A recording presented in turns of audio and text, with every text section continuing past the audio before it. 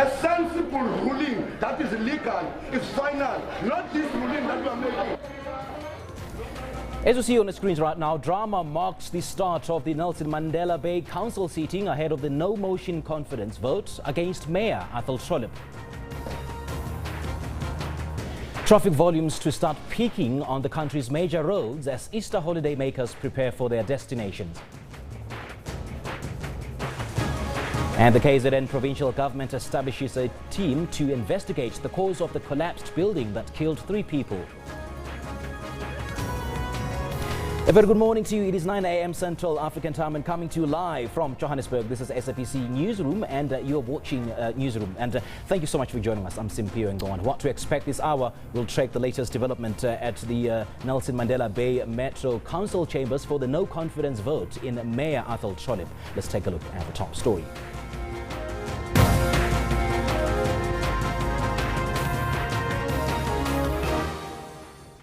Chaos has erupted at the Nelson Mandela Bay Council chambers as the EFF and the ANC walk out of council. This has resulted in the Speaker adjourning the sitting for 15 minutes. Now, the parties have been given some time to have their caucus meeting. And for the latest on that story, our reporter Unati Pinosa joins us live from outside the chambers. A very good morning to you, Unati. What is the latest? Simply a very good morning to you and a warm welcome to all our SABC News viewers. And I can tell you that it's all happening here in the Nelson Mandela Bay Metro. All the parties that are represented in the council here are present, and we do expect that in no time, no later than today, we will definitely have the vote of no confidence. We understand that drama happened on the other room, but we are in one of the rooms within this metro where the ANC held its media briefing us on their plan of action going forward and what has happened in the past. But I do have a pleasure of being joined by the acting regional chairperson of the ANC in the metro, and of course the head of campaigns in the ANC, Mr. Fikile Mbalula. I'll speak to the two gentlemen. However, let me start with you, sir. You are telling us that you do not have a candidate for this metro. Why is that? As an African National Congress, we say that the majority of our people, they didn't vote for us. Hence, we are saying that we don't want to feature that is the candidate for the mayor.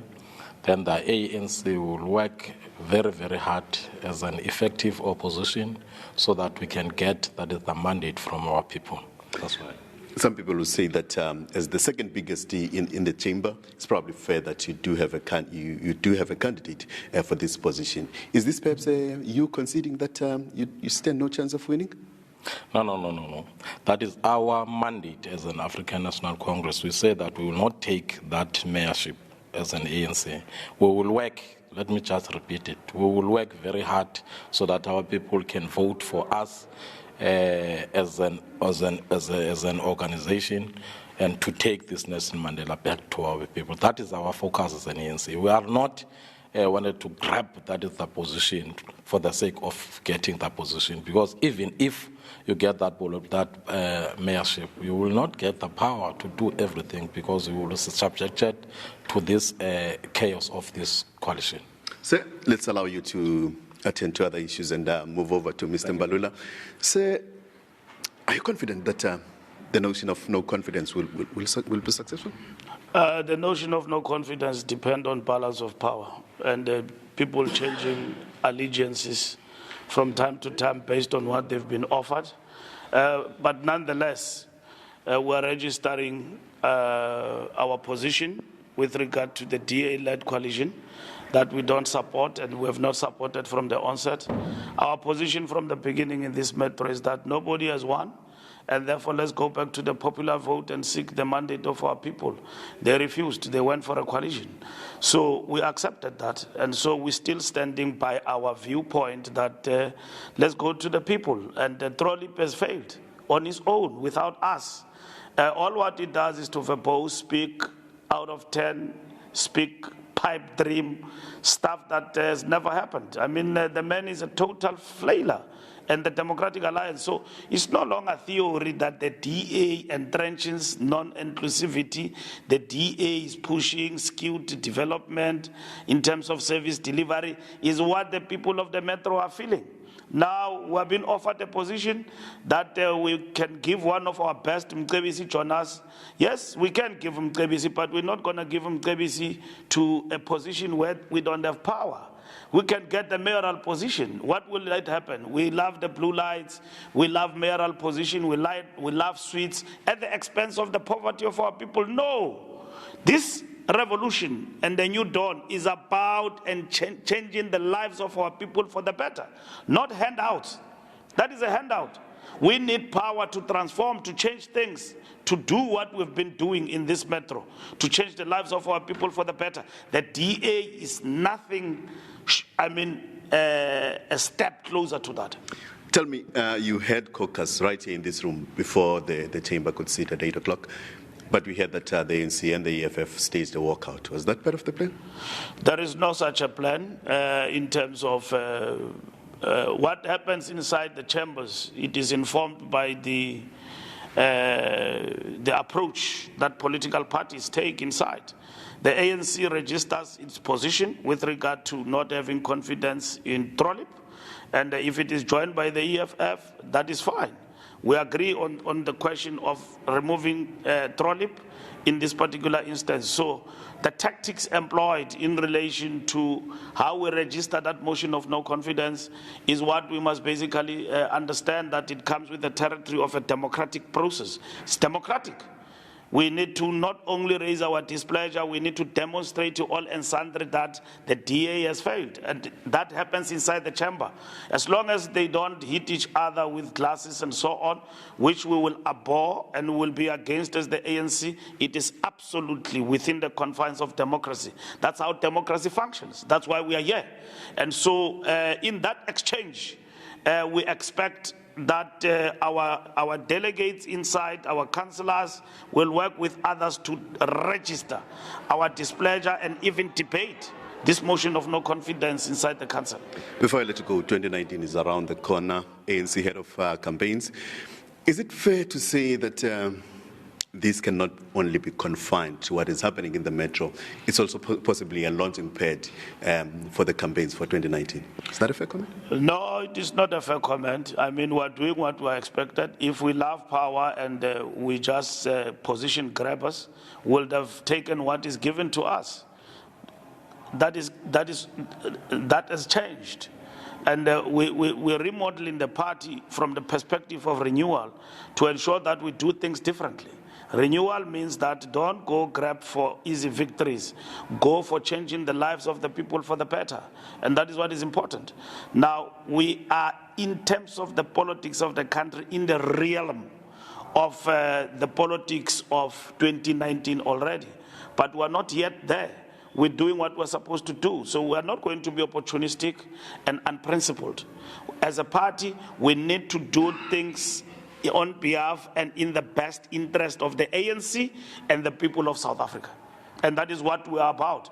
So when some of our people were saying, let's go for the position, the membership of the organization, upon engagement and talking to the masses in the metro, we then began to scrutinize what is in this position. Because you can get the position of a mayor, but does it give you power? To do what? Will you be able to exercise that power for a very limited space of time? And the principled position of the ANC is that let's go to the masses, because we did not get outright power. If the DA is in power here in the metro, it can exercise what it does, because it has got overwhelming majority, it will be it. But they don't have that. They don't have that power. They've got a coalition to satisfy the desire of one man called Trollip. And then he's failing. He has failed the people of the metro. He has entrenched poverty. He has brought in exclusivity.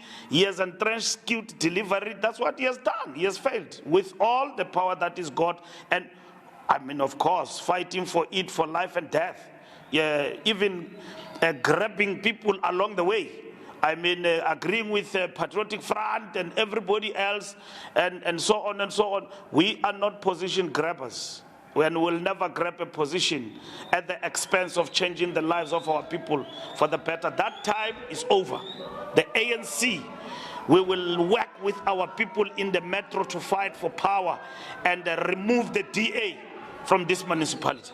Sir, Always a pleasure working with you. Thank you very much. Let's allow you to take care of some other business. Well, that was Mr. Fikile Mbalula, the head of campaigns in the ANC, telling us that the ANC is no position grabbers. They want their positions to be handed to them by the voters through the ballot. And of course, I can tell you that it is going to be a long day. I can't wait to get outside and see what is happening. We understand that the ANC and the EFF have rallies. They are just, a couple of feet away from each other, and we've seen the blue shirts of the DA. So it is going to be a very, very intriguing day right here in the Metro, and we'll be ready to bring it live to you as it happened. Whenever you need us, we'll keep our lines open.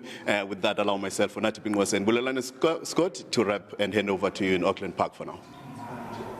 It certainly will be a long day indeed for you. I'm going to let you go for now, Unati. And that was our SABC reporter, Unati Bingose, and he's following the proceedings outside the council chambers at the Nelson Mandela Bay Metro.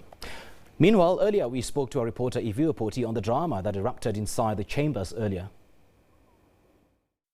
On Tuesday, there was a meeting of chief whips from all the parties and the opposition parties, and they had brought forward an amendment in terms of the agenda, saying that the first thing that should come up on the agenda is the motion of no confidence in the chief whip. And so I think that change didn't happen, and they were calling for a 20-minute caucus. The UDM, Ubobani, was saying that, they need a 20-minute caucus to discuss in terms of why this change didn't happen and what they were going to do as opposition parties about that. They were very unhappy about that. They didn't get the 20 minutes, so there was about a 30-minute argument in terms of, the speaker saying that he wasn't going to allow the 20-minute caucus, and so opposition parties were saying they are well in their right because they are the majority calling for a 20-minute caucus in terms of why is it that the chief whip of the Democratic Alliance, has declined that, and that the change in the agenda has actually not happened. I know that in the past 5 minutes they've gone back inside. You know what, Balesa, I think we should go back inside. I think there's a bit of havoc going on inside. There's security officials that are being moved in inside as well. So I think the next time we come to you, we'll be showing you visuals from inside. That was Iviwe Poti a little earlier, but then we cross back to her now, and she joins us now on the line from Port Elizabeth. A very good morning to you again, Iviwe. What's the latest? What can you tell us at this point? Well, we are inside, and just after we came inside from the 20-minute caucus that we had, the UDM and the EFF were saying that, they actually want to manage these council changes because they felt as though he was kind of intimidating them, making a bit of comments. We weren't able to see if this did really happen.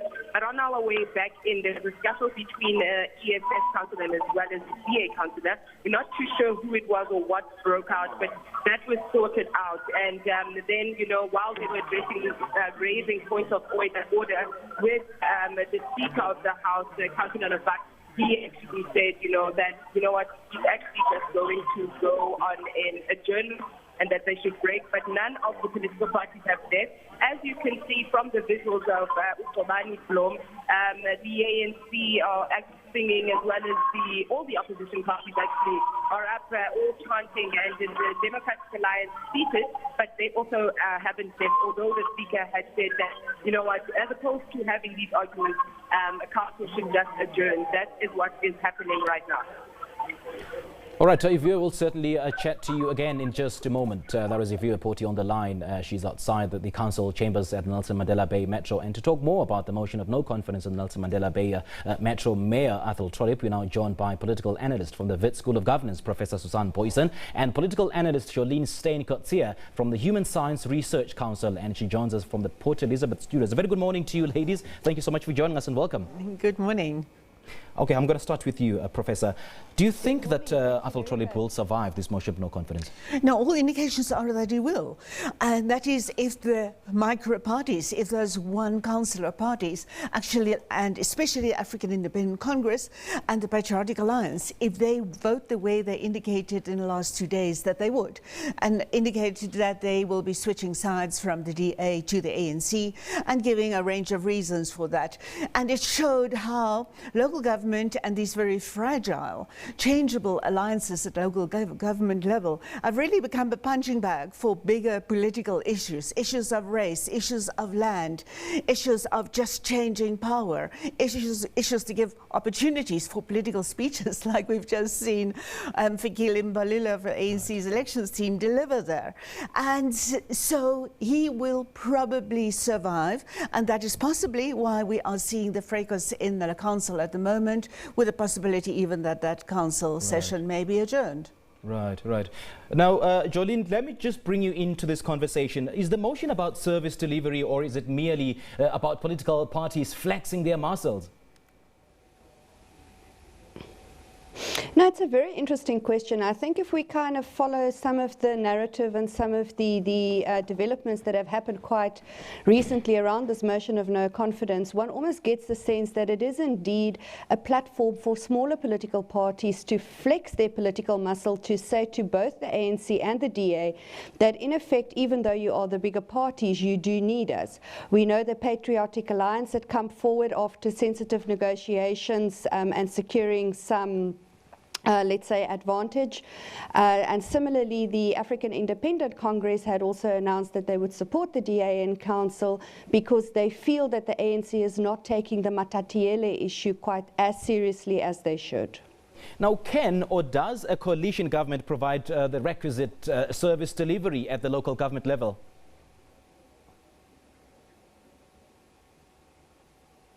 With the issue around service delivery, it's also a very interesting narrative. We have seen quite a contested vision of whether the DA had indeed delivered on its mandate or whether it had not delivered on its mandate.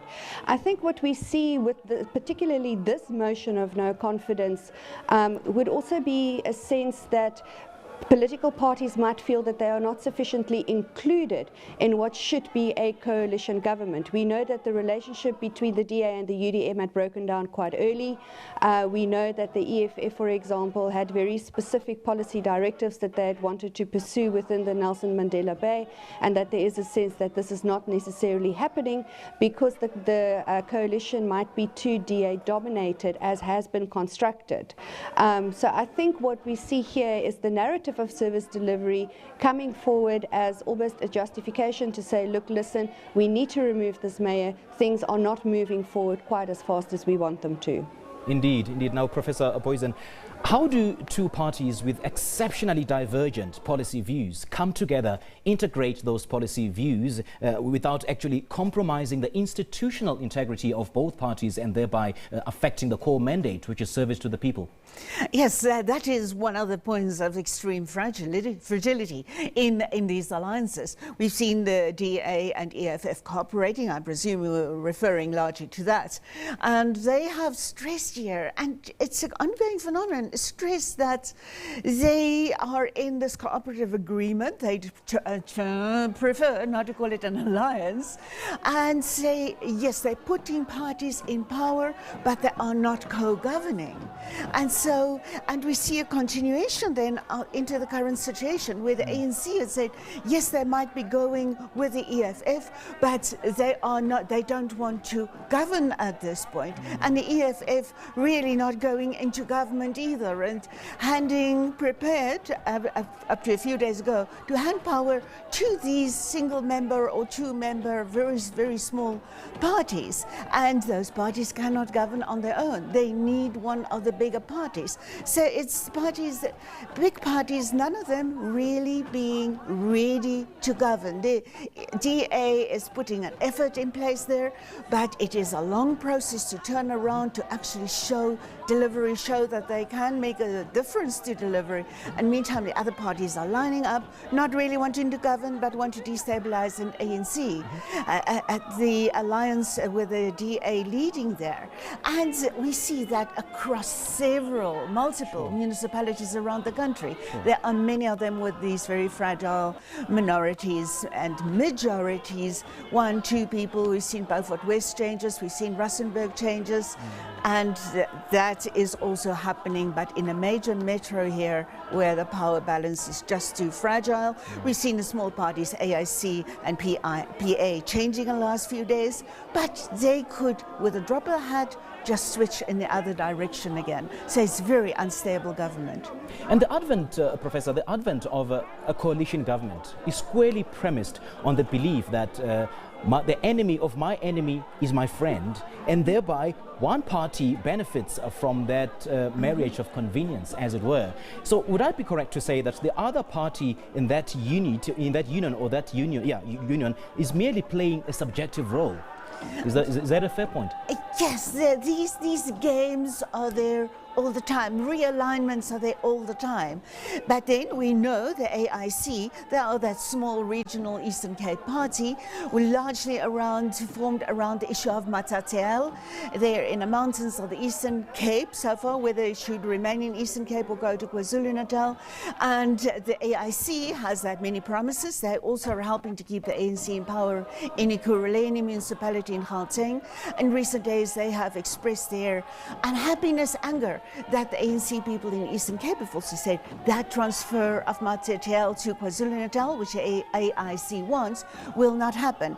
And so now they're punishing the ANC at this metropolitan level to do that. And we have seen that the Patriotic Alliance, they come in now on a big, they have switched sides so many times, more often than not been aligned to the ANC.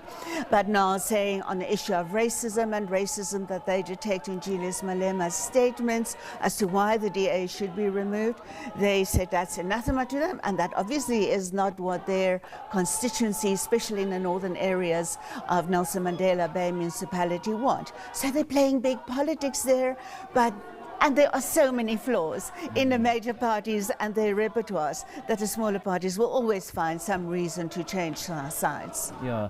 Now, Jolene, you've just heard Professor Boysen just touched on the issue of racism, or rather the perceived racism on the part of Julius Malema. I want to engage you on that in just a moment, but then should Trollip survive this motion of no confidence against him, will the other political parties make his life difficult going forward? That, of course, is the difficulty, or the danger, is that we could potentially find a situation where the power divide within the council could create a situation where policy and service delivery can actually not continue.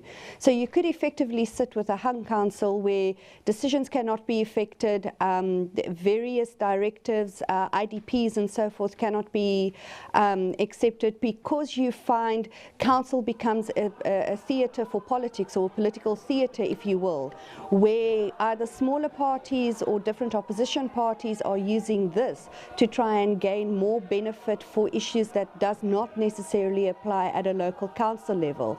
And in effect, we have seen this in Nelson Mandela Bay before, most notably in the build-up to the 2011 local government elections, where the ANC was so factionalized that service delivery did come to a standstill. Racism or racial profiling is perhaps the proverbial elephant in the room. Julius Malema at some point was quoted as having said that he wants to slit the throat of a white man, and he's also been quoted as having made inflammatory and highly racial statements. So is racism playing a huge role here? I mean, just the other day, or yesterday, to be more specific, he said that no, I don't hate white people, just that, and use this analogy that if I love my wife, it does not necessarily mean that I hate the other person. Do you buy that? You know, I think what we are seeing here in terms of this racism or let's say racial rhetoric that seems to underlie this motion of no confidence is almost the convenience of racial electioneering. And the EFF is not the only party to engage in that type of electioneering when they bring, whether it's a motion of no confidence or policy, political speeches, electioneering speeches, campaigning and mobilization. We have seen various other parties also engage almost in a convenience of race electioneering to try and mobilize support behind their particular political agenda. And I think that is something that has been part of the South African electoral system for quite a number of years. You know, you can trace it back to political parties including the ANC, the EFF, We have heard the DA, for example, in their 1999 campaign as well, coming forward and saying that we need to be careful because the whatever policy agendas the other parties will follow is not necessarily inclusive of everybody.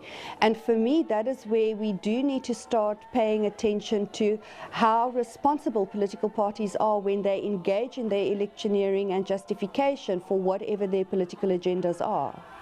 All right, now, Professor, what do you make of the EFF's bullying tactics and for what they call punishing the Democratic Alliance for not supporting them in their quest for the acquisition of land without compensation? How did it get to this point?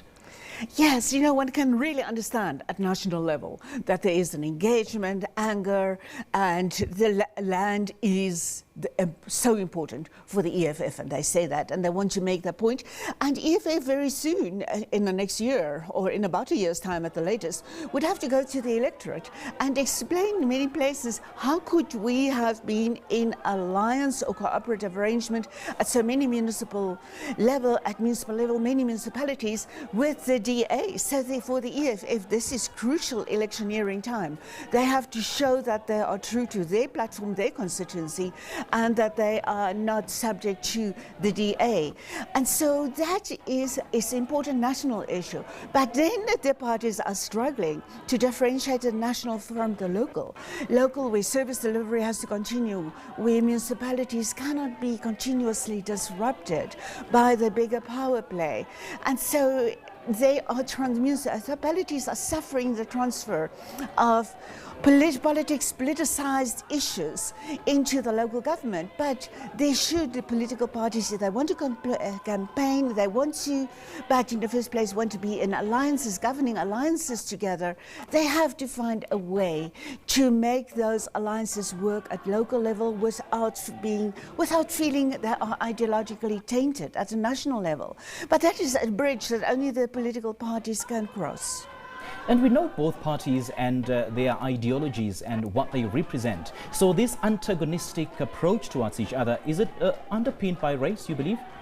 There are many racial issues there, and these are two parties, the DA and the EFF are the two in South Africa that are probably most racially profiled and the most racially defined electoral support base. The DA, of course, has been changing in recent years, and they have more black members than white members, etc. All of those statistics, but they have not been able to shed that image of being the party and truly so, being the party that represents white privilege, and they have to defend those issues while they simultaneously expand in the exact same constituency that is the EFF's constituency. And so it is that contest there, and the EFF now tries to differentiate itself from the DA with a view to next year's election. But in the process, local governments are suffering.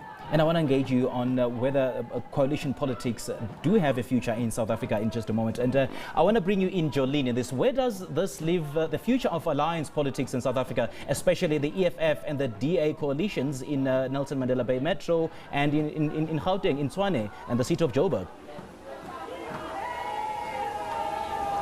I think what we are seeing here, as we have both pointed out, is that you have this power play almost happening where political parties are flexing their political muscles. I think looking at how some of these coalitions came about, obviously it was born out of the result of the 2016 local government elections, highly contested. Neither the ANC nor the DA were able to get outright majorities, and therefore needed to rely on building partnerships. And many of these partnerships, one almost gets a sense, was built on the idea that we have to get the ANC out of governance.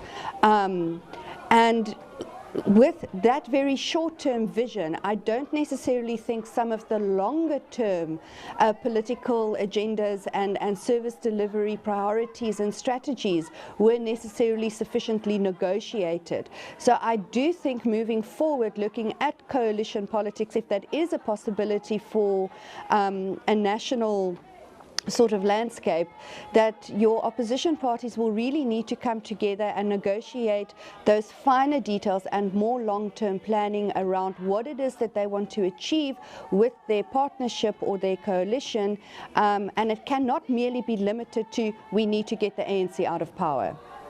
All right, now, Professor, what's your views regarding the future of alliance politics in South Africa? Well, that could be the future, but it's a very fragile and stable future.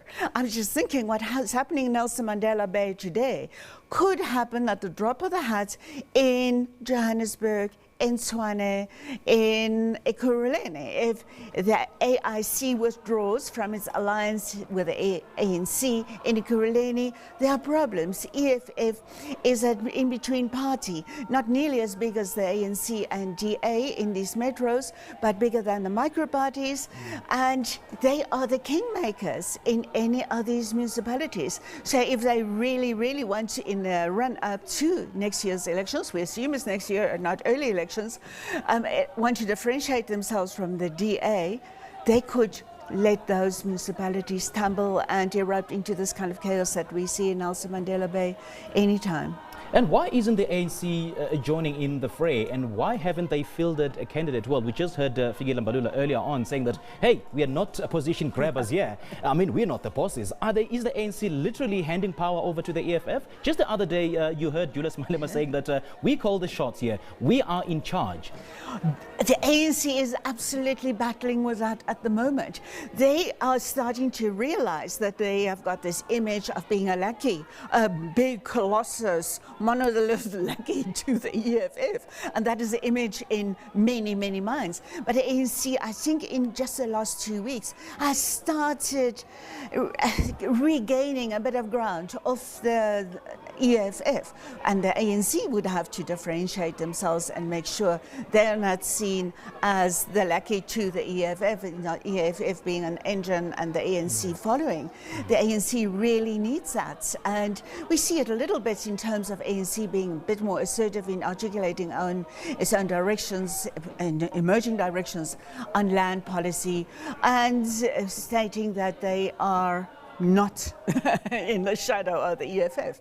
But the ANC would have to be very careful there. Obviously, in Nelson Mandela Bay, we all know the Crispin Olver's book, How to Steal a City, that huge corruption, procurement problems under the ANC in Nelson Mandela Bay. Those problems have not even been corrected yet. So I think the ANC would, at this stage, do much better for itself if it regains and rebuilds its own credibility and prove to voters that it is this new dawn Ramaphosa-driven party, and not just a party who wants to regain and grab, in effect, power, even if indirectly in due course, without things having been fixed there. So rather rebuilds in party political base and then gradually move into the public space again. Yeah.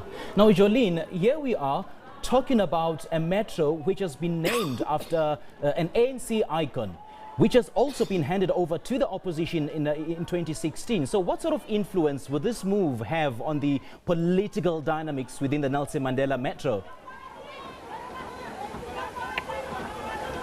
Sorry, I couldn't catch that last bit. What was what would the implication be for what political dynamics? Okay, what sort of influence will this move have on the political dynamics within the Nelson Mandela Bay Metro?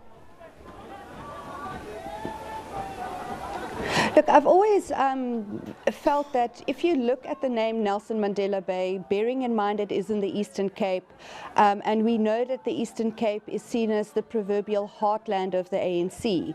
So, in effect, the loss of Nelson Mandela Bay for the ANC carried quite a lot of symbolism. It really almost cemented a notion that the level of delegitimation of ANC governance has reached such a level that it cannot regain or retain political trust within its own heartland, within the biggest municipality within its heartland. And we have also seen a decline of support, electoral support for the ANC systematically through every election in the Eastern Cape. So I think the symbolism around this, what we see in terms of this power play, it's quite ironic if one considers that Nelson Mandela was one looking for cooperation, for reconciliation, who really almost advanced that notion of rainbowism, of coming together, of rebuilding, right? Reconciliation and forgiveness. And to a large degree, we don't see any issue of negotiation, compromise, or a sense of rebuilding, so to speak, playing out within the broader coalition politics. And for me, that is quite an ironic dynamic. All right, now, Professor Poison, I'm going to have to let you go. Unfortunately, well, I wish we could have the whole day with you discussing this. But then before I let you go, as the tectonic plates in the Nelson Mandela Bay Metro are shifting, what's likely to happen moving forward?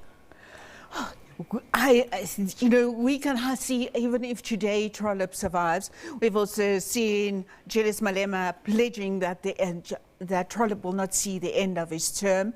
So these dynamics are not going to go away. And the small parties, these one-person parties, one-councillor parties, are going to remain in the pound seats. That instability is going to remain there, and it's going to be up to the bigger parties to try to build more enduring alliances with the small parties. And when come the time of local government by-elections, there are going to be huge fights to gain a seat here and there. We know one of the ANC councillors, Nombiba, has been convicted already of fraud, money laundering, etc., in terms of municipal funds, and he will be sentenced, I think, on the 26th of April. And if he doesn't get the option of a fine, etc., then he will be a council lost, and there could be another by-election. So in the meantime, it's ultra-mobilization. We assume the political parties there in the council chambers in the Bay have managed to get each and every one of their councillors, is ill or not, in the chamber today. But it's going to be municipal governments on the edge that can tumble by a power change in any direction, any time. And even come next year's national and provincial elections, where there could be overall changes, so the ANC could possibly regain more power. At the local level, it is throughout the term that we're going to have this instability, and that is the political future we see.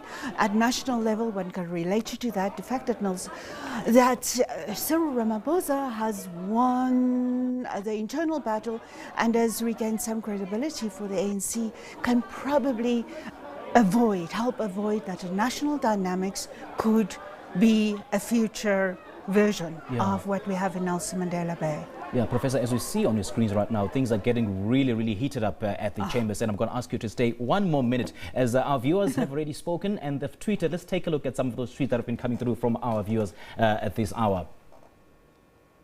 All right, we'll start with the poll. Do you think that Nelson Mandela Bay Metro Mayor Athol Trollip will survive today's motion of no confidence? Well, 49% believe so and 51% say no. All right, okay, let's take a look at some of the tweets. Zami says he will survive because the EFF doesn't have much support on this one. And how do you expect to be supported when you remove someone from power just because of his color, not because of his work or corruption or even more wrongdoings? The Black Swan says, I doubt he will survive it. Nazim Khudbum says, buying votes won't make him survive the motion. Athol Trollip must go, finishing club. All right, those are just some of the views from our viewers. And Professor, I'm particularly interested in the last tweet about the vote buying. Do you think it's what exactly happened, bringing the PA and the AIC into the fray? Of course it is possible. You know, the small one councillor parties, they've been switching all the way, this way, that way. And we know the Patriotic Alliance now is in the pound seats. They claim that the ANC has offered them the mayoral position. Apparently the DA is prepared to let motions go, to let the position of deputy mayor be reinstated. in the city so that it can be made available to the Patriotic Alliance. That is, even if money doesn't change hands, positions are up for grabs here. And you can imagine the heightened profile that in run up to next year's elections that the Patriotic Alliance will have, should they be in a position of mayor or deputy mayor in a major metro. So yes, it's that kind of influence to make sure the small parties align with one of the bigger ones. It can never be ruled out that money might be changing hands in some form or another, or at least some benefits are being promised and delivered. Sure. Professor Susan Poison from the Wits School of Governance, we thank you for your time. We appreciate it. Thank you. All right, let's now go back to Port Elizabeth, and Professor Jolene Steyn-Coetzee from the Human Science Research Council is there. Now, let's talk about the last tweet from our viewer, who is essentially saying that vote buying was actually in the fray here, bringing in the Patriotic Alliance and the AIC. Do you think that it is actually the case? Well, Professor Susan Poison would like to believe so.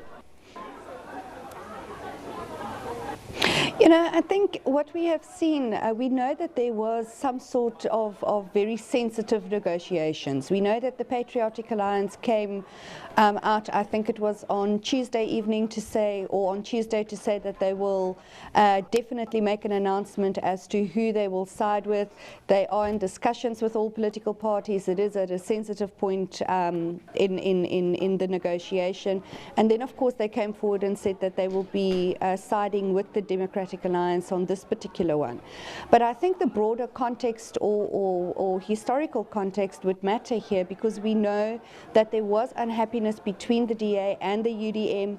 We know that the PA had supported the DA, most notably around the removal of the deputy mayor, of the UDM deputy mayor, and I think there was also some unhappiness because the PA had felt that they should have been given some sort of reward, you know, or some sort of leniency, so to speak, or benefit for supporting the DA in dealing with some of the controversies around UDM former Deputy Mayor Bobani. So I think what we have seen here is the PA really capitalizing on the opportunity that had opened up here with the motion of no confidence, knowing very well that they are actually in a powerful position, given that the DA would need them as well as the other smaller councillors to side with them in order to survive this vote of no confidence. So, you know, whether one can classify that as vote buying, I'm not entirely sure.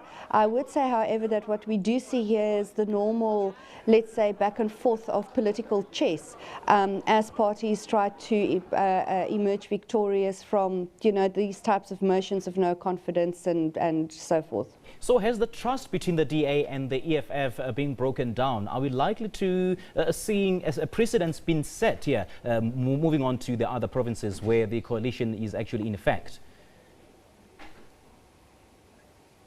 You know, it's an interesting question, because that kind of works on the premise that there was a form of trust between the DA and the EFF. You know, prior to moving into these coalitions. We know that the EFF did not go into a coalition government with any political party, and rather they stood back and said that they will support, you know, as far as possible. So I think what we see here is the EFF really demonstrating that, as Julius Malema had said, we are in charge, we hold the cards. So if the ANC would like to move forward with something, for example, they cannot do so without the support of the EFF, and the same goes for the Democratic Alliance. So I think here, what we see here is that power play political dynamic, and the danger, of course, is the EFF can be seen as a destabilizer of governance in bringing sufficient service delivery and continuity to service delivery at a municipal level. So I think it's a very delicate line, it's a very delicate game that the EFF is playing right now. Some other smaller political parties are watching as this drama unfold. They are actually watching from the sidelines. Do you think they will be in a position to maybe join the DA, or they will refrain from doing so as a result of feeling that you know, joining the DA may be compromising some dearly held principles? Does it really? Again, that is something that will have to play out, as time, that we will see as we move closer and closer to either a national election or as local government elections roll around again. One may find that smaller political parties, you have one councillor, for example, may decide, what, it's better to maybe side with either the DA or the ANC for that matter, whichever political party, not necessarily on the basis of political principles, but rather expediency and trying to get some sort of delivery on their promises to their particular constituency by using the vehicle of bigger parties. Coalitions and parties merging with other parties are not necessarily built on ideologies and principles only. There are other realities that also come into play, most notably around trying to secure delivering on the promises, or alternatively trying to secure the most benefit through trying to join these bigger political parties. You've also mentioned political chess. Who is the political master here? Oh, interesting question, because for all intents and purposes, if one looks at the dynamics within Nelson Mandela Bay in particular, it would seem that the EFF right now is the puppet master through this vote of no confidence. The EFF had essentially gotten the DA to scramble a little bit, I would argue, most notably around, going back to the PA to negotiate. Of course, it played in the DA's favor that the ANC had made the statement to say that Matatiele will remain in the Eastern Cape and not join KwaZulu-Natal. So the AIC is coming forward and saying they are not happy and they will flex their muscle by siding with the DA. So, and I think that is a very, very strong message for both the ANC and the Democratic Alliance. They may be the bigger political parties, but if they do not secure their outright majorities, they will not be able to move forward without the smaller parties. And I think that message is coming through very, very strongly from the EFF. Now, does this sort of provide a window into what's likely to happen come 2019? I think if you look towards the 2019 general election, we also have to bear in mind that there is new leadership for the ANC. A lot of the dynamics, I think, for the 2016 local government elections was around a delegitimation of ANC governance. We had issues of factionalism, there was issues of corruption. Of course, we cannot ignore the cloud of allegations that had surrounded the then ANC leader and former President Jacob Zuma. So a lot of those issues could have played in where many ANC voters had decided to rather stay away from the polls as opposed to go and vote. If we interrogate some of the electoral results, most notably in Nelson Mandela Bay, yes, the Democratic Alliance had increased their support base within ANC strongholds, but not sufficient enough for them to actually gain an outright majority, whereas the ANC numbers seem to have stabilized. And similar dynamic in the northern areas. Both the ANC and the DA had retained very similar results than what they had retained in 2011, showing that they didn't really make any further inroads, so to speak, within the northern areas community. So I think when we look at the 2019 general election, it is all going to depend. It's the narrative of land, without land appropriation, without compensation. It is going to be to what extent is Cyril Ramaphosa able to, one, unite the ANC, and two, engage the electorate to such an extent that they might be willing to give the ANC another chance. Well, pessimists have been saying that the ANC is over. I mean, the ANC is finished come 2019. On the other hand, optimists are saying that, hell, hang on a second, with the so-called Ramaphoria having taken effect, the ANC will be back with a bang. So where do you fit in this kind of equation? Well, for me, I think one of the likely scenarios that could play out in the 2019 general electoral result is more of a balance of power. You know, where we won't necessarily see an ANC as dominant as what we have seen with each and every single general election over the course of our democratic history. I think that we will most likely see the ANC lose some of its electoral muscle or its electoral capital, and which could potentially create more of a balance of power within Parliament, which is actually what you want. You know, where those controversial policy positions or those controversial decisions cannot necessarily pass purely because a political party has an overwhelming majority within the institution, but rather that you want it open to debate and that there should be some level of cooperation. Of course, the danger, and that is where the scary political future, as my colleague Professor Boyson had noted, lies, is if we look at the fracas and some of the instabilities within Nelson Mandela Bay, and one appreciates the fact that there's a likelihood it can spread to other municipalities as well. The political instability could then result in a national political future too.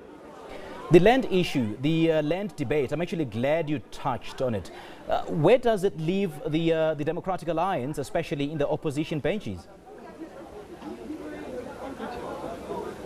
You know, we know that the Democratic Alliance has come forward and they have said that they are not in favor of any land appropriation without compensation, that we should operate within the confines of the Constitution and so forth.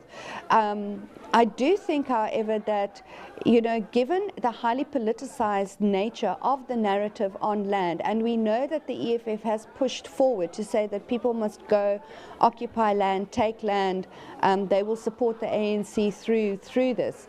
Obviously builds on mobilizing some level of support with a view to the future elections. The difficulty for the Democratic Alliance, of course, is how are they going to fit in that highly politicized debate without necessarily compromising on their commitment to the principles of private property. One of the things that they have mentioned is that one needs to look at how the land redistribution process has unfolded and what some of the potholes are. So, of course, that would mean that your current ANC government would really need to start a commission or some sort of investigation to see what are the obstacles to land redistribution this long into our democracy, and potentially that could then open up a whole other can of worms, most notably around, of course, as we've seen the rise of the tenderpreneur, so to speak, of political elites using these types of processes to secure some sort of benefit for themselves. All right. Jolene, thank you so much for your time. We really appreciate it. Well, those are our guests, political analyst from the Wits School of Governance, Professor Susan Boyson a little earlier, and political analyst Jolene Steenkotz here from the Human Science Research Council, talking to us about the vote of no confidence against Nelson Mandela Bay Metro Mayor Athol Trollip. And I will certainly be crossing over there once the session has already started. We do understand that it's been adjourned already, and our reporters, Iviwa Poti and Unati, is actually on the line. And, well, actually, Musa Maimani will be on the line. We'll be chatting to him in just a moment, immediately after the weather. But for now, here's Azwi with your weather.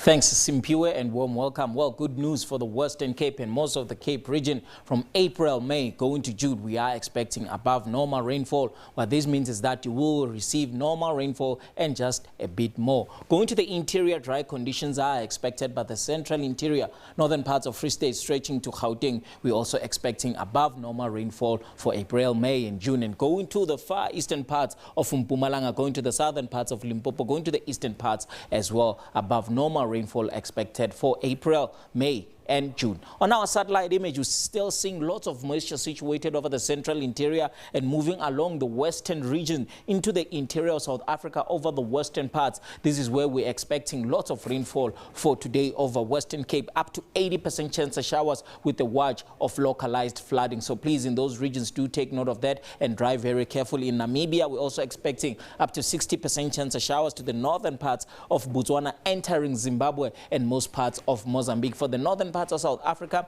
just partly cloudy skies and no rain is expected for today. Tomorrow we are expecting similar conditions. That band moving to the central interior, isolated to scattered over the central interior. The northern parts will remain partly cloudy for tomorrow to clear skies. Madagascar, very isolated showers, and the central interior, where we also saw lots of moisture, we're still expecting isolated to scattered thunder showers for tomorrow.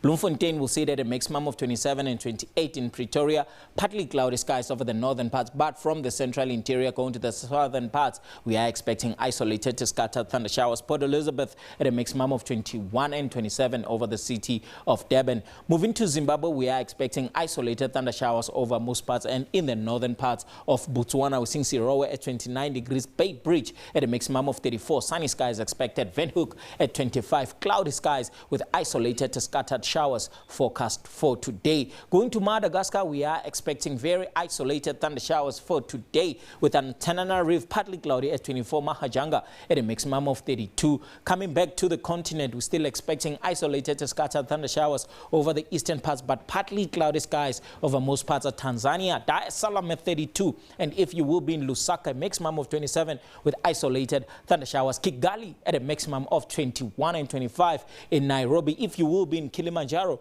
a maximum of 31 is forecast, in Mombasa sitting at 32. Over the eastern parts, very isolated to scattered thunder showers. We're seeing Bangui at a maximum of 33 degrees. Going to the northern parts, the Sahara Desert, we're still expecting clear skies, but rainy conditions can be expected along the coastal regions. Going to the northern parts, Damascus, partly cloudy skies with isolated showers for today. Going to tomorrow, and again over the Sahara Desert, clear skies, too few clouds can be expected. That is all from the weather desk. Ndawuyendo.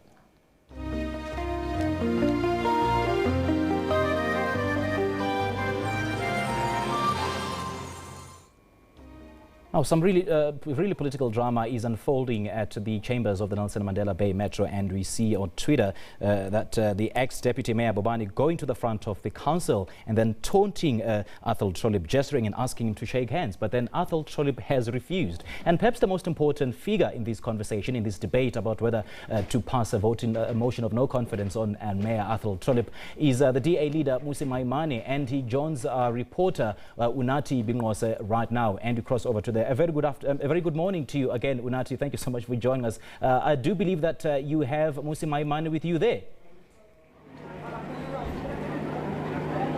Indeed I do, sir. Indeed I do understand that there's a short adjournment in the council, but we'll be speaking to him about what he makes of what is to happen and what has happened so far. Sir, let us not waste any time. How do you view this unfolding? This is racism, corruption, chaos, all coming together. And they didn't have the numbers today. They knew the people of Nelson Mandela Bay rejected it. That's why the ANC didn't even put up a candidate. And so now naturally what's happened subsequent to that is that there are resources to collapsing the council. It simply is unacceptable. It's undemocratic. We want to get on with the business of continuing the work that's been happening here. With all this rumbling, do you truly believe that the DA under the leadership of Trollip is doing a great job in this metro? The DA under the leadership of Athol Trollip has been delivering for the people. Today, there are buses. They weren't there in the previous administration that are taking poor people into the city. Today, there are less and less people who are using buckets. Today, there are more young people who are working as interns in the municipality. Today, we can talk about a number of programs where, in fact, we are eradicating corruption. This municipality is at work, and the people know it. That's why even in the recent by-elections, the DA got over 90% of the vote to show that, in fact, people have got confidence in it. Listen, we've got to work for the people of South Africa rather than, in fact, sacrifice their service delivery for our own political squabbles. But they say, well, listening to the fiery speech by Julius Malema last night, I believe that you may have been listening. It seems as though they've conceded defeat in this round. But they say they will keep coming back and again and again. We must remind ourselves why they want to keep coming back. What is the issue here? The issue why they want to keep coming back is got nothing to do with the delivery of the municipality, that's clear. It's got nothing to do with the fact that this municipality is corrupt, that's clear. If you then say it's about the land policy, we, as the DA, have continued to fight to ensure Section 25 that ensures that Africans, black people and white people have been able to own land in their own rights, that we bring land restitution, we bring land reform as part of Section 25 of the Constitution. Why do we suddenly now, when that policy was always in place, want to say we want to change it now? They knew about it before they came to vote. This issue's got nothing to do with that. It's got everything to do with the race of Ethel Trolley. So they, of course, they are going to keep advancing the question of race. They are going to keep wanting to remove him because of the color of his skin. And therefore, our job is to say, when South Africa can either descend into a chaos of racism, or in fact we can stand up for the principle of non-racialism, which is something that we will never surrender. That fight is absolutely important. And if they keep coming month after month, so be it, because it's got everything to do with us standing up for non-racialism in South Africa. This also highlights the problems associated with governing councils under coalitions. And you still have the Joburg and the Tshwane Metro with these partners. How do you see that going forward if they challenge you again? It must continue. We are working hard in government. We are working hard to deliver for the people. The people of South Africa rejected corruption of the ANC and wanted a clean government that is transparent, that will create work for the people. That's the mandate. And therefore, if the EFF want to undermine that and go back, let them be joined with the ANC, so that the South Africans will know that a vote for the EFF is a vote for the ANC, and a vote for the ANC is a vote for the EFF. If that becomes the case, then South Africans must know it. For us, we recognize that coalitions work. Today, sitting in this council, the AIC will vote with us. The ACDP will vote with us. The Congress of the People will vote with us. And it shows that if you can agree on principles, you can work together. The issue is not about coalitions. It's about constitutionalism and making sure that when you agree on something, you stick to your principles. That's the issue. Some will say the issue is also about 2019. This is not just about what is happening in the metro and the problems within the metro. This is also a launching pad to try and challenge for the 2019 general elections. What would you say about that? The elections in 2019 are crucial. That's why we must continue the hard work that we're doing here. We must show people 2019 should not be about saying let's keep status quo. 2019 must be, if you want a government that's clean, that delivers for all the people, bring on a new government. Make sure, because coalitions can work. They work all over the world.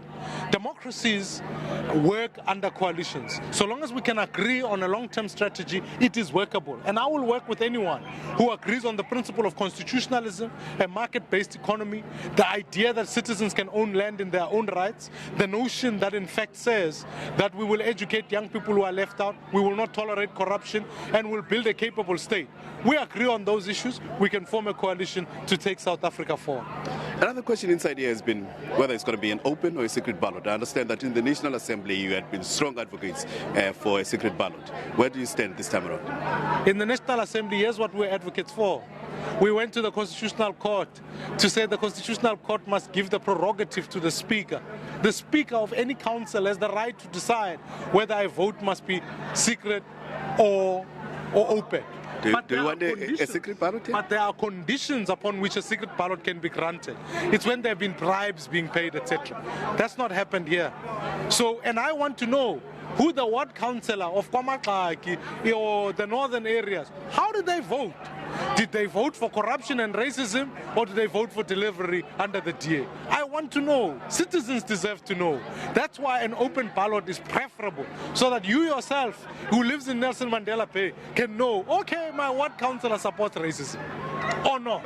But in the National Assembly, you said secret ballot, and you were adamant on that. Because there was the Guptas who were paying bribes. Remember the start of the state capture report, when I reported it to the public protector. I said, someone is being offered a ministerial position for 600 million rand. Can the public protector investigate it? Since then, we've had state capture inquiry. There were bribes being paid. So the conditions as laid out by the Chief Justice then met to say, well, in that instance, we must give a secret ballot. In this instance, those conditions don't exist. Who has been paid a bribe? What's to say, though? Who has been paid a a bribe. If anyone produces evidence that there was bribery, there was violence, and they were being harassed in their communities, then let's go back to the Speaker and challenge the decision. But none of those conditions are apparent. So an open ballot it will be as per the day? An open ballot so that we know who the ward councillor supports. Before I let you go, I understand that opposition parties wanted you out of the council. Out now, are you still going back? It's an intolerance and corruption and chaos. See, when people are intolerant, the law says this is a public institution. Anybody can come. It doesn't matter whether you are the leader of the party or you are the neighbor next door who wants to know what happens in your council. Tomorrow, they will kick out more people. How can we allow in a democracy for that behavior to continue? You should strongly condemn it because the Constitution of the Republic says every legislature must be transparent and open to the public. That's why I am here, not just only as leader of the DA, but as an interested citizen who wants to know what happens in Nelson Mandela Bay. Therefore, anybody is entitled. Tomorrow they are going to kick out the media because they say, no, you are disrupting them or whatever the case might be. Sir, because of time constraints, we need to link back to the chamber. Thank you very much. Okay. That was the leader of the DA, Mr. Musi Maimane, saying that as per the DA, they want an open ballot. However, I understand that there's action happening inside, and my colleague Ivi Poti is standing by. Let's link to her. Councillor, please have a seat.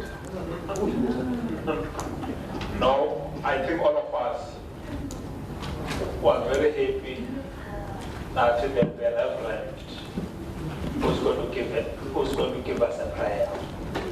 We're happy for that item.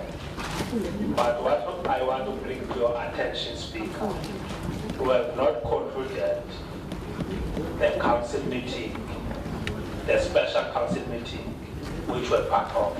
We're still a part of that special council meeting. We will deal with that after the. Okay. Whether administered. Thank you. There's a dog. Thank you. Thank you, Councillor, for that. Welcome. Thank you, Mr. Speaker, for having me here. Just quickly, I've got 7 minutes, so I'm going to speak fast and you've got to listen quickly, okay? I just want to say I've been in the city 40 years. And in 1977, I opened the first multiracial church. In 1977. In 84, I was arrested and taken to jail. The Lord supernaturally rescued me out of that prison. So I have a right to speak here today. So be quiet and listen.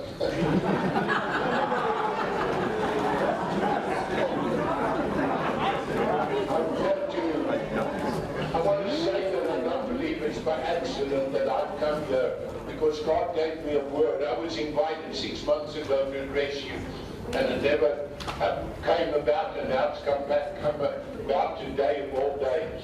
And God gave me a word last year. I want you to take note. I don't care if you're an atheist, but there is a God, and I represent that God. And when I speak, I'm a human being like you, but I speak the word of Almighty God that created the heavens and the earth.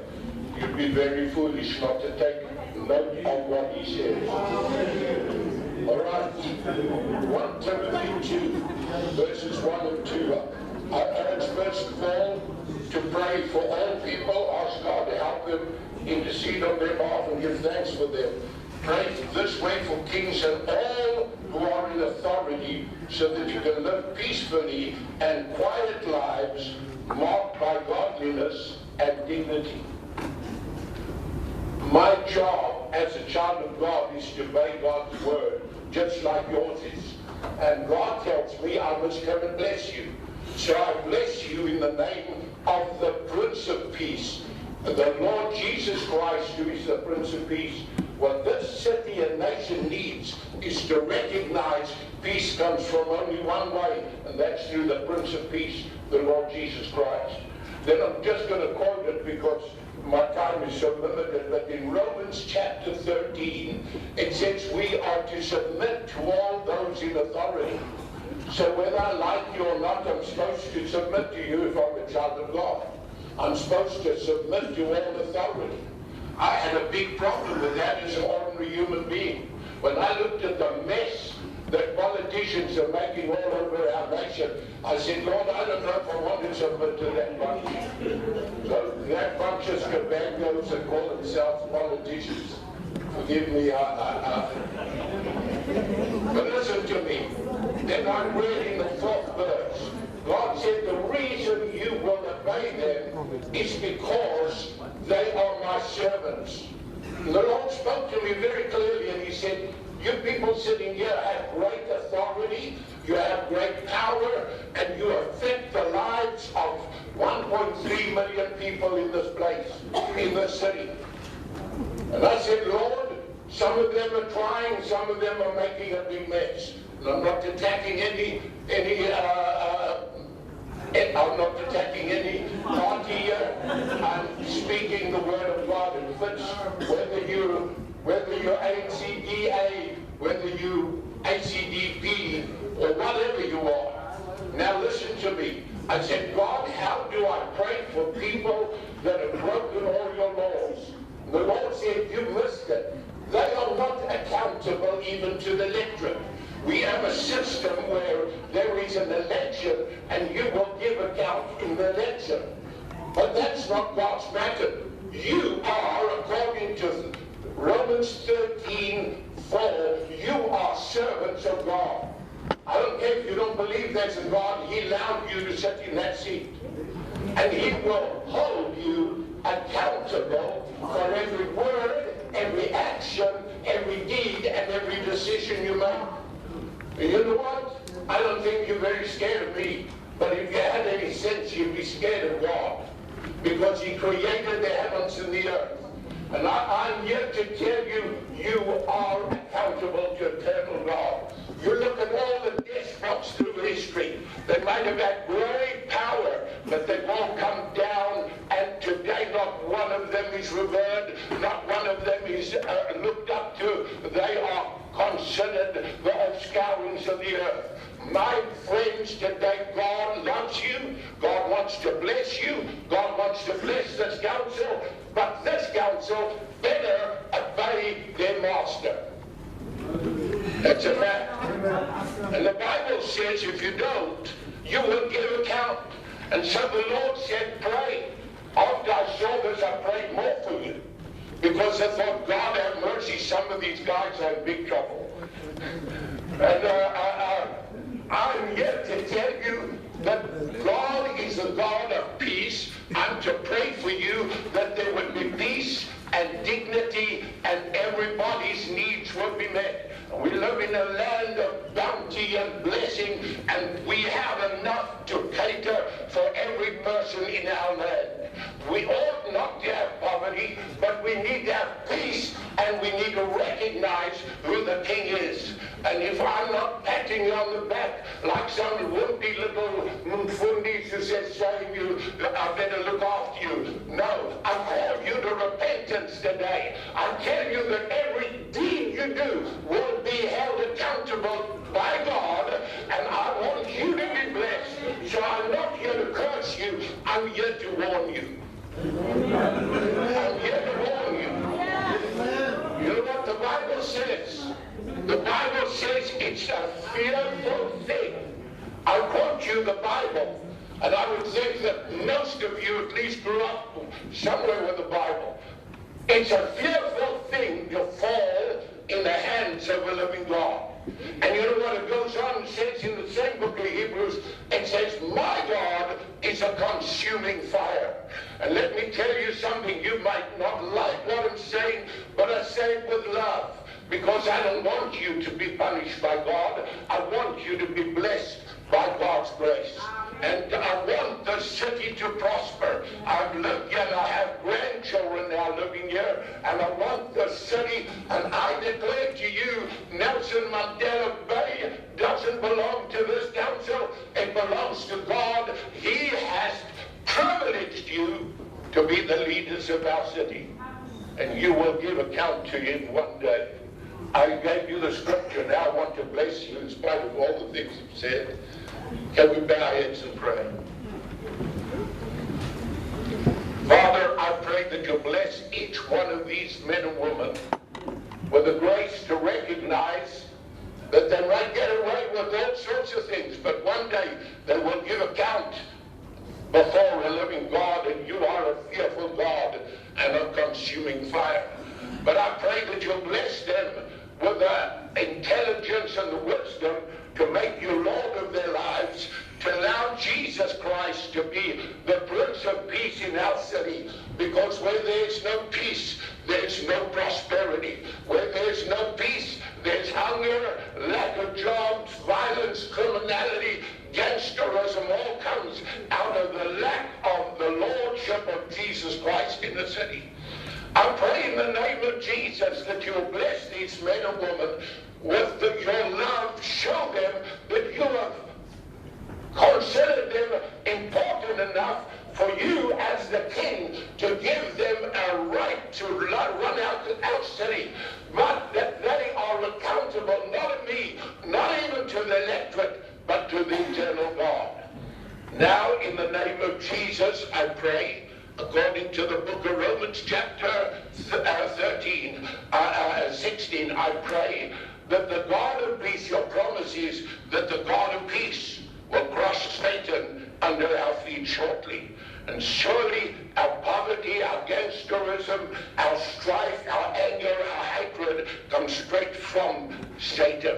But Satan, in the name of Jesus Christ, as a servant anointed of God, I bind your mouth, I bind your intentions over my city and over this council. I come against every demon spirit of strife.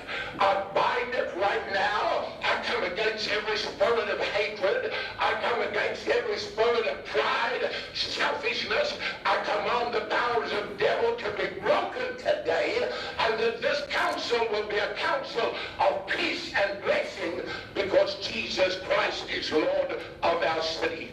Now, Lord, I pray that you'll show these people your mercy. If they've done wrong things, forgive them. If they have said wrong things, blot out their sin, but let them come and acknowledge their wrong, and let them acknowledge their selfishness and their hate, and come to the foot of the cross of Calvary. I pray it in the mighty name.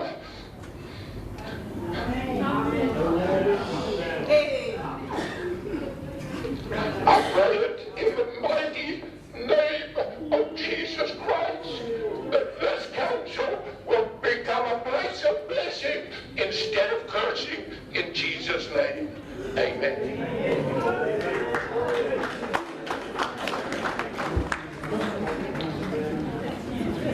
Pastor Clemson, I thank you on behalf of our council for the beautiful words, reminding us to submit, to be servants, to repent, and thank you for blessing us with a profound word today. Thank you very, very much. Councillors. Speaker.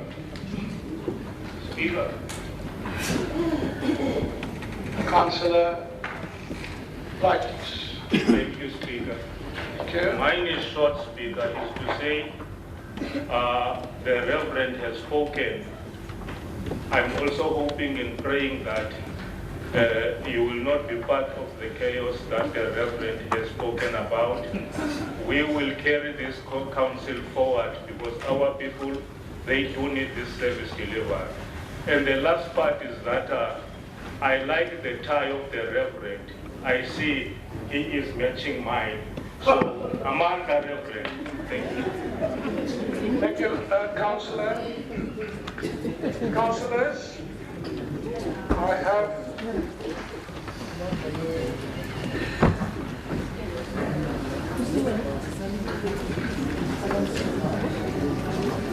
I'm referring you to the council agenda for today, the ordinary council meeting.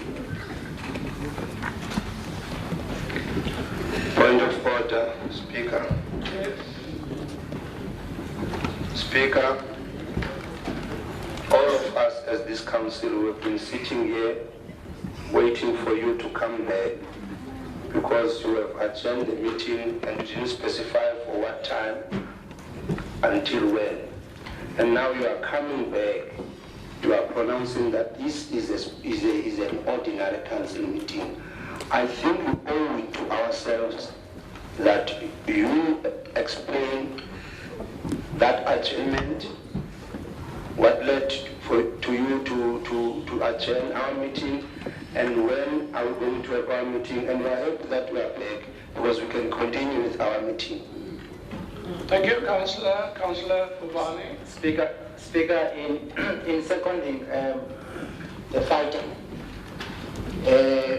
Speaker, we requested 20 minutes adjournment to you. You refused to allow us the 20 minutes adjournment. We then adjourned ourselves as councillors. We used our 20 minutes in terms of the rules. We came back. Now you adjourn our meeting. You didn't call this meeting, Speaker. We called this meeting. We demand our meeting. We want our meeting to continue so that we can remove you and remove the outgoing mayor so that we can continue with our business. Please, Speaker, the person has spoken. Can we continue with our meeting? We don't want this meeting to collapse. We can see that the DA want to collapse this meeting because they are going today. Can we continue with our meeting? Thank you. Councillor Dongisa. Speaker, before the beautiful prayer, which was delivered by the Reverend, which all of us will appreciate, I raised a point, and I do not at that point. I expected you to respond to that point, Speaker. I'm waiting for that response. I mean, I agree with Councillor Verna and Councillor Boban that was still in that meeting, which was adjourned earlier, which now we have joined that meeting. Now it seems like we are starting with another meeting, which we are not part of, was still part and parcel of the first meeting, which is a special council meeting. Councillor, I want to respond. Councillor Mbelikani. Thank you, Speaker. Speaker, I hope we are not going to start a chaos again in this council. You know, your biasness in our council meetings is the cause of the chaos. And now Councillor Lungisa made it clear to you, and your response was positive. But seemingly now you want to cause a chaos again in this council meeting. This meeting, wait, Speaker, please wait. Councillor, Dr. Speaker, what was previously said. Speaker, please. No, I have a respect for you. You are old enough to be my grandfather, as much as one equals here. Please, Speaker. This meeting is a special meeting. It was requested by the majority of the councillors in this council. Please, don't make it your meeting now. Stop being biased to your political party.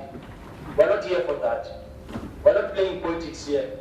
We're here to serve our people here. Please. Councillor Jacob, and then Councillor Banga. Thank you, Speaker. We also want to say that we are happy that you're back. But Speaker, in the last meeting, which we said, the last words that were spoken by the EFF is that we wrote you a letter. And we're waiting for a response with regards to that letter. We have not heard a response from you. So therefore, we cannot continue an ordinary council meeting where we have unfinished business from a special council meeting which was requested by the majority of this council.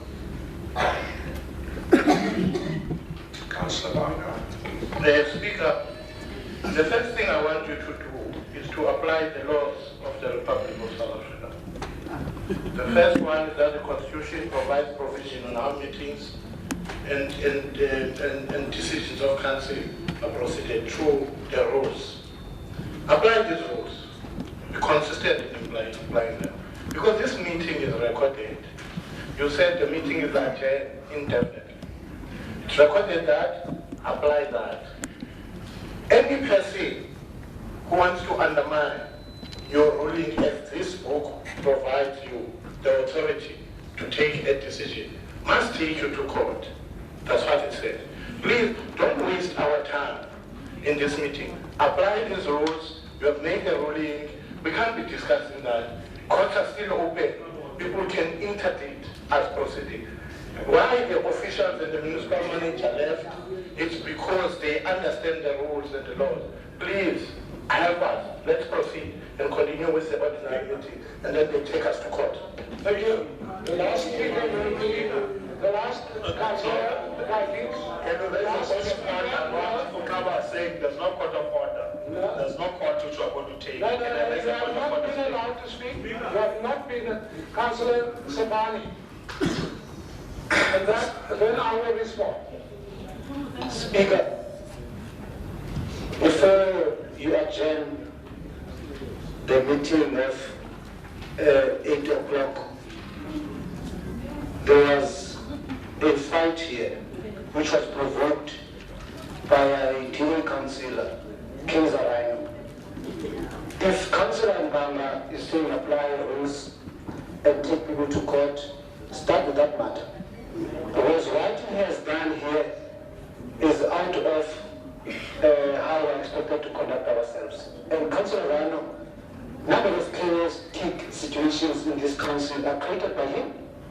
Because he's capable to provoke other councillors so that we can send them out of this council so that numbers are in favor of DA. And we are not going to fold our arms on that matter. That matter must also be discussed and we must take a decision around Councillor Rano's conduct. Because as ANC, that conduct is unacceptable.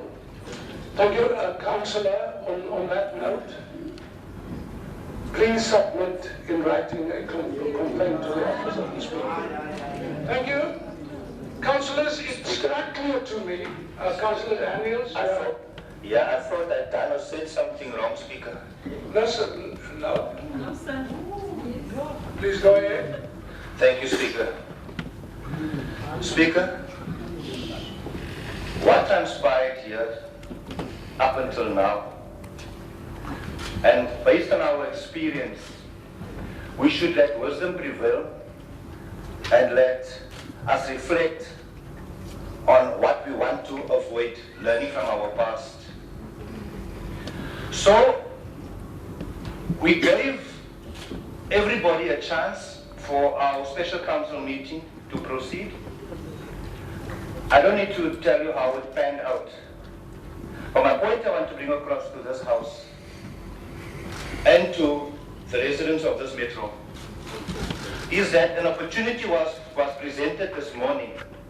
If they wanted opportunity for the white throat to be slit so that the red blood can come out, the opportunity was there, Speaker. Speaker, point of order.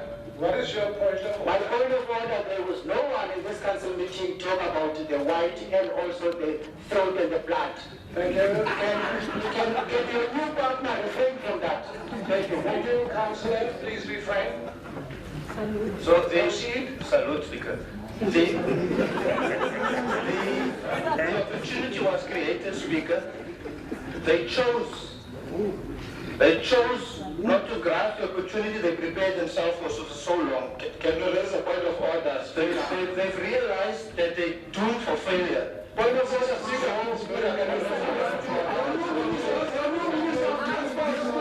want to propose point of order, Speaker. Your new Minister of Transport, Speaker, is out of order. Yes, sir. You can only speak once the Speaker allows you to. I'm raising the rule in terms of, I'm raising a point of order in terms of Rule 37. Your new Minister of Transport that is supposed to sit in Kansas, in Kansas place, is out of order, Speaker. He's referring to us. He's referring to us. Who?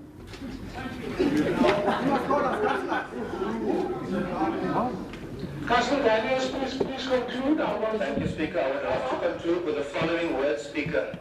When our President, Gayton McKenzie, made the announcement No. Point of order, Speaker.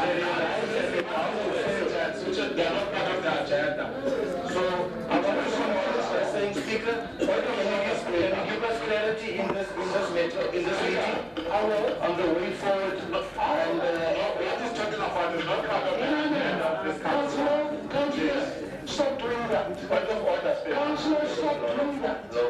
Councillor Zungisa, get your act together, please. Thank you. Let's conclude Councillor Government. Concluding by saying, Speaker, it is your meeting. Can we please proceed and justice prevail? Thank you. I will, if you will allow me, now I will engage with the Speaker. Councillors. Speaker. Councillors. What? Speaker. Please, Speaker, can you remove Councillor Malo here because he's wearing the badge of MMMC? Councillor, go and sit there. No MMMC sitting here, Speaker. Can you be there in this place as MMMC? Thank you. Councillors, please drop your hands. Councillors, Speaker. from the get-go, Speaker, can you recognize me? Speaker, Councillor Mkhaha, I'm not going to allow you to speak, please. Why, Speaker? The parties already spoken on the matter.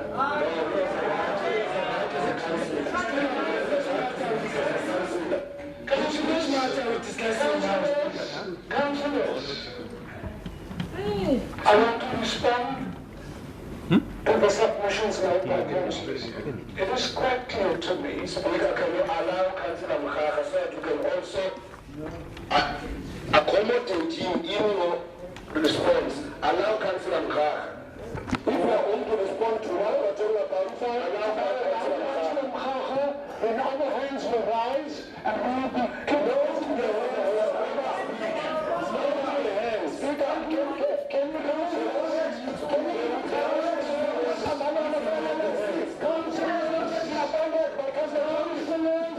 I want to respond to you. At least allow Councillor Mkhaha. He has been raising his hand, and Councillor Mafaya has raised his hand. We don't want people who are orderly. We want to people like me. Thank you, Councillor. Can you release the hands from Councillor Malan? At least you must recognize Councillor Mkhaha. He has been. I am the speaker. You have, as per the rules, I am the speaker. as per the rules, as Councillor Namapana is appealed to you, as per the rules, you have to allow Councillor Mkhaha. Speaker, the rules are allowing that. Speaker, point of order in terms of Rule 37. Speaker, I have requested you to remove the MMMC badge from Councillor Malan. He has not yet been appointed. Speaker, it's an order. It's only a crook and a fraudulent person that can do these things. He poses himself as an MMC without being appointed. It's only a crook that can do that. It's only a gangster that can do that. Allow Councillor Mkhaha to speak. He has been raising his hand. Only gangsters that are crooking. Councillor. Councillors. Yes, Speaker. It's clear. Yes. But some of us, Speaker, the Speaker speaking. Councillor, Speaker, 28. I have requested you to remove Councillor Malo on the badge of MMMC, that's crook. And gangsters are doing that. What is not? Can you remove that, Speaker?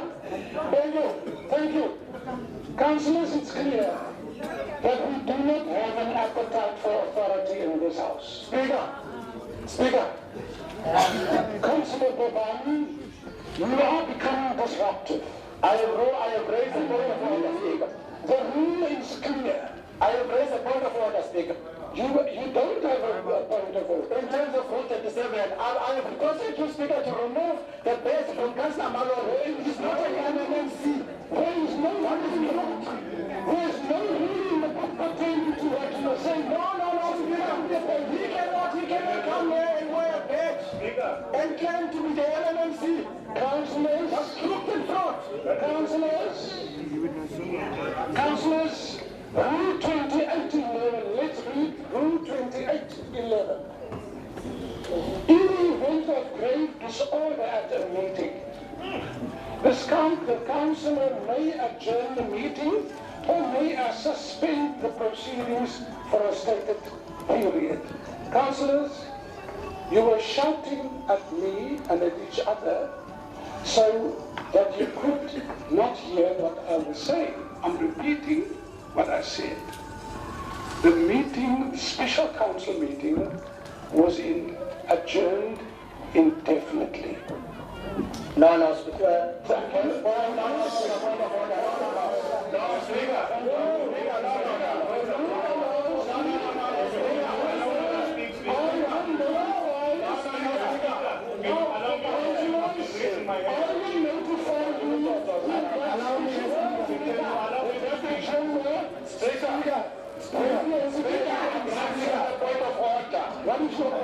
My point of order, Speaker, your summary of this meeting, this council meeting is a speaker. You didn't go anywhere.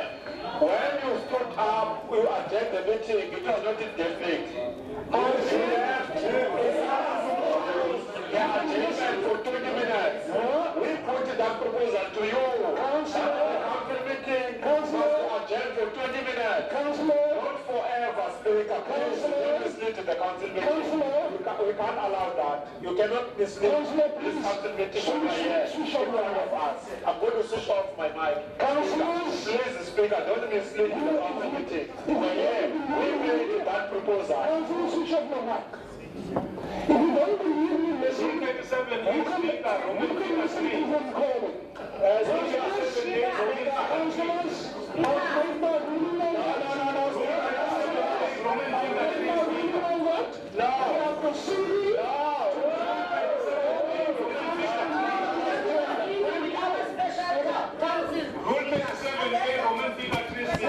Continue with our special council. Speaker, we're still waiting for our special council meeting. Speaker, I move that you recuse yourself there. Thank you. Speaker, I move that you recuse yourself there, Speaker. You don't hold me to the council meeting. Speaker, item 1. No,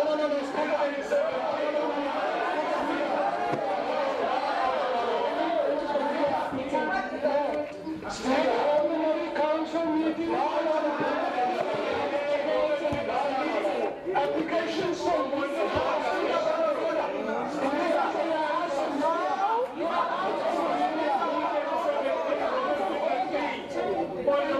Speaker, you are degenerating the meeting and you are out of order.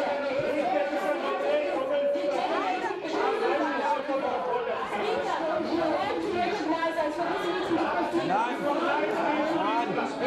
proceed. Speaker, you are degenerating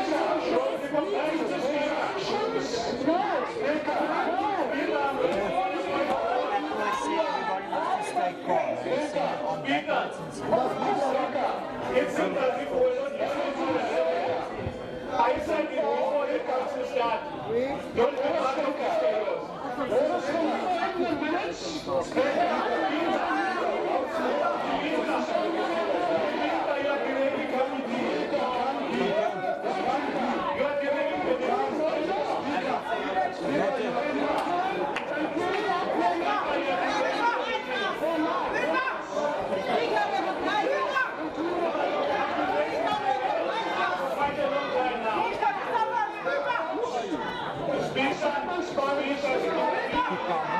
don't give us the meeting,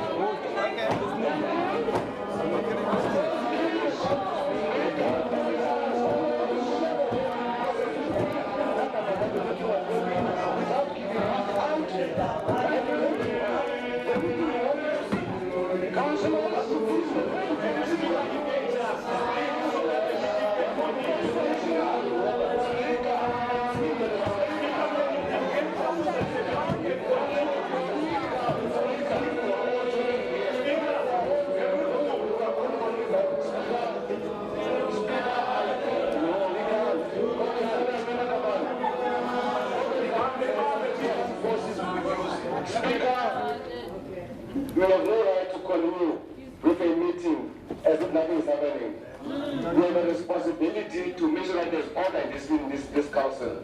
Now, we know how close because we remember last time we said, when there's chaos, there's a commitment made by the parties. Speaker, order.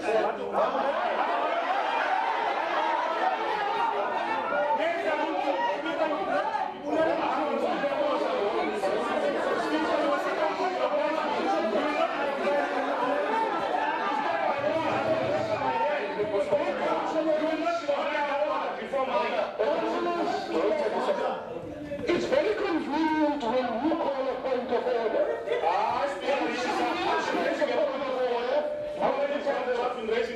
And that is unacceptable. Your conduct is unacceptable. Nobody is speaking. Nobody is speaking. And the point of order was raised.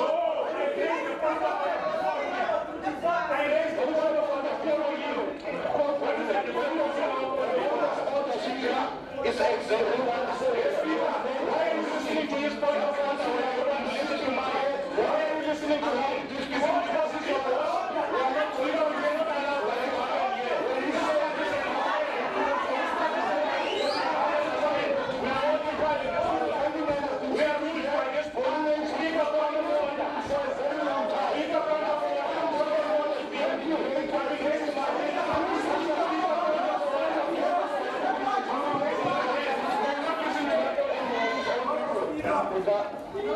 Councillors, Rule 28.8. Order in a council meeting must be maintained by the Speaker.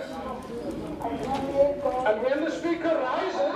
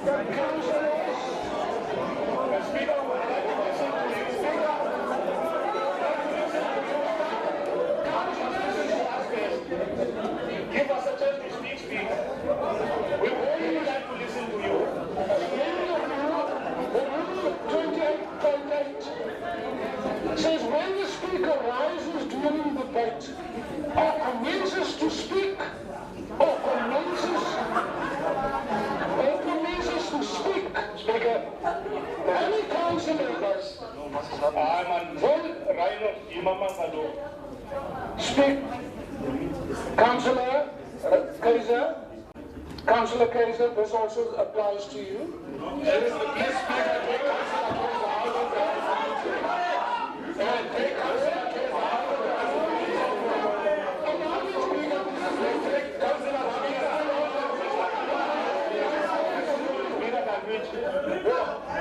we are all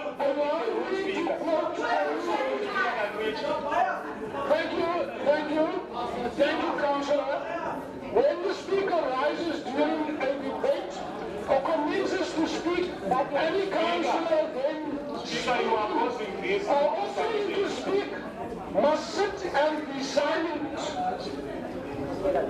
And the Speaker must be heard without interruption, failing which a sanction will be imposed. Councillors, I'm warning you, sanctions will be imposed. We have a recording. this meeting. Can we be noted, Speaker, because you are quoting the rule, you don't want us to quote the rule? Speaker, I'm not No, because you I'm not reading from the present book as the same as yours. Speaker, Speaker can win because I've been waiting for more than 5 minutes. Speaker was still on the floor. Also, Speaker, we must. However, I will say what I said first. That this council made a formal ruling where all parties agree that the Speaker has a responsibility. It falls from the Systems Act, the duties of the Speaker, that we have a responsibility to maintain law and order in this council. Now, your insistence to continue with items when there's a serious concerns and people talking, you are failing in your duties as a Speaker. You can't continue and take council decisions where there's noise. Unhappiness and disgruntlement and arguments over whether this particular sitting has been called off indefinitely, and some opposition leaders saying that if that is the case, they will definitely head to court, but then we'll certainly dip into that in just a moment. But then for now, we break away from that live broadcast for the moment to another live media briefing. Disgraced former Australia cricket captain Steve Smith has just arrived home in Australia. He's about to address the media for the very first time since he was banned for a year from provincial and of course international cricket by Cricket Australia. He was accused of knowing about but doing absolutely nothing to stop the use of sandpaper to tamper with the ball during the second test. Now the scandal has caused quite an outcry in Australia. Let's go live to Sydney now. Country and captain the Australian cricket team. Cricket is the greatest game in the world. It's been my life and I hope it can be again. I'm sorry and I'm absolutely devastated. I'll take some questions now. Do you think you can give us a picture of what was going through your mind when you agreed to go through with this? Why did you do it? Look, for me, I think my week has been around, good people make mistakes, and I've made a big mistake by allowing this to happen. It was a huge error of judgment on my behalf, and I'm deeply sorry. Steve, James Sutherland said that this was an isolated incident. Can you say, hand on heart, that under your captaincy, no member of the Australian team, to your knowledge, has ever previously tampered with the ball before captain? To my knowledge, this has never happened before. This is the first time I've seen this happen, and I can assure you it'll never be happening. It'll never be happening again. Here, Steve, what's your relationship at the moment with David Warner, and do you blame him for this? No, I'm not. I don't blame anyone. As I said, I'm the captain of the Australian team. It's on my watch, and I take responsibility for the actions of what happened last Saturday in Cape Town. Steve, I'm going to take a different tack on this. My name's Intern Pete from the Kyle and Jackie O show here, mate. I want to let you know from the perspective from non-sports community and Australians, to see you upset tonight is very sad. We asked our listeners, as I said, we're not a sports show. We asked our listeners what we thought about this, and we have we opened up to them. And mate, I've got to tell you, hold your head high for a little bit for what you have done, because what's actually been worse is what Ravina and Dean did on Marriott. Thank you. Next question. Excuse me. Thank you. Next question. I've got 3 sons of my own who say to play cricket, and they absolutely cherish you. What do you have to say to your kids? I'll say 2 things. Well, 3 things. Firstly, that I'm deeply sorry.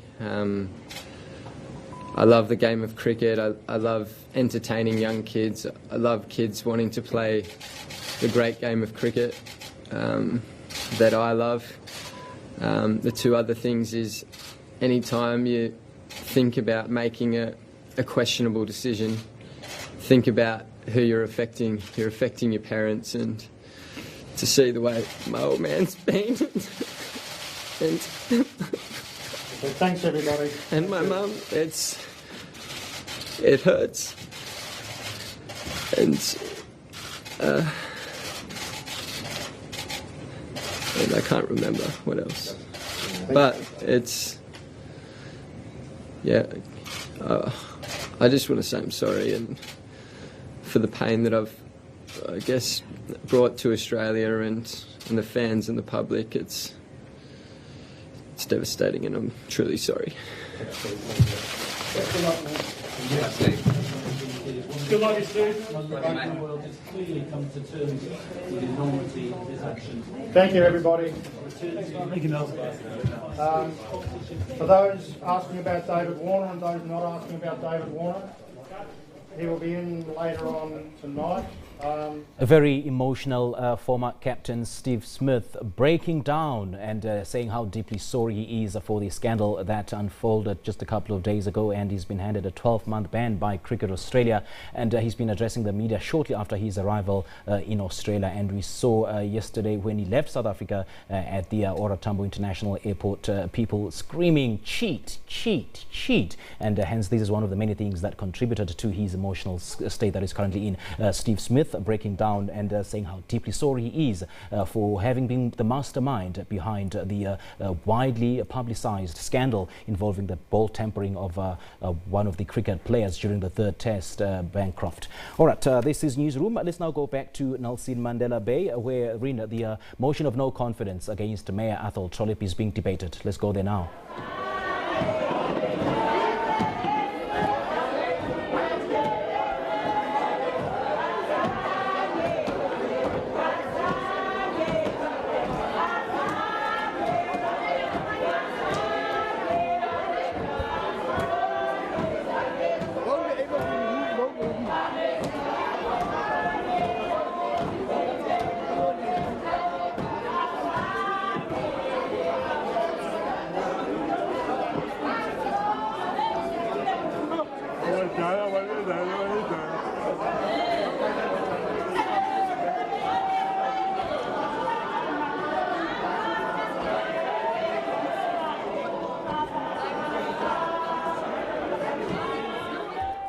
There seems to be another scuffle yet again outside the chambers of the Nelson Mandela Bay, as the motion of no confidence against Mayor Athol Trollip has been halted for a while now. And earlier on we saw disagreement and disgruntlement by some opposition leaders, whether saying that whether this has been called off indefinitely or the sitting has been called off. And if that's the case, they're calling on the Council Speaker Lawak to declare whether this has been called off indefinitely, so that they could head to courts in order to fight that. All right, now we'll definitely dip in again in just a moment on that proceedings, which is actually unfolding right now.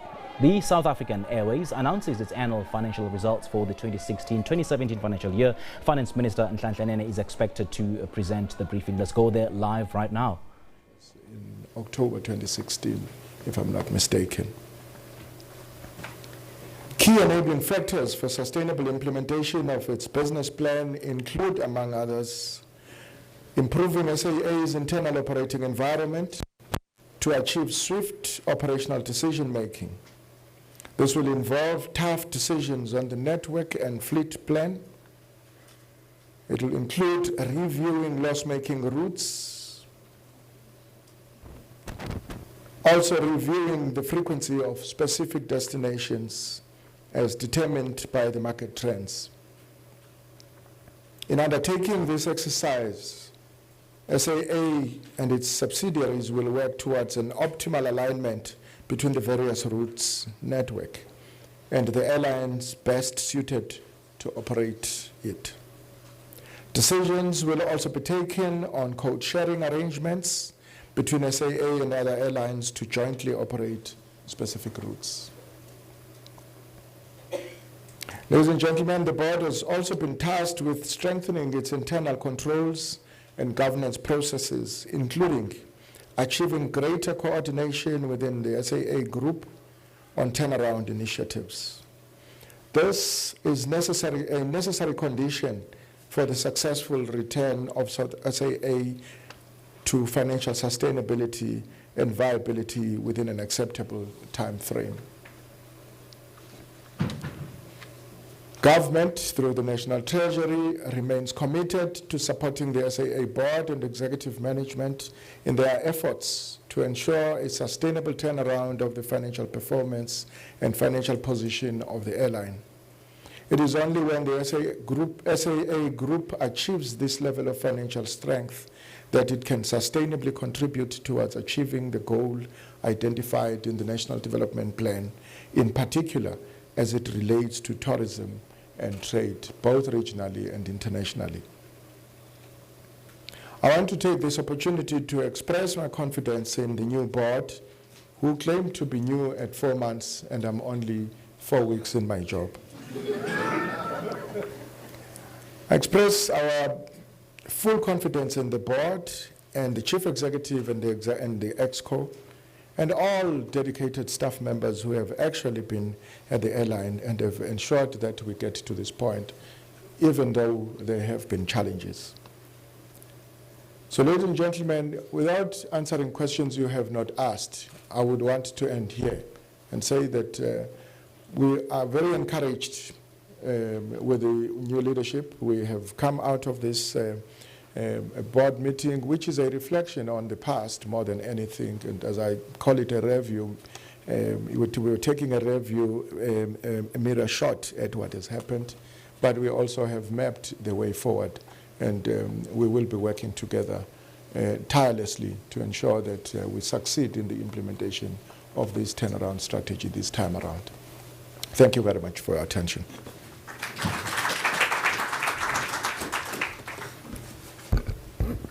Thank you very much, Minister.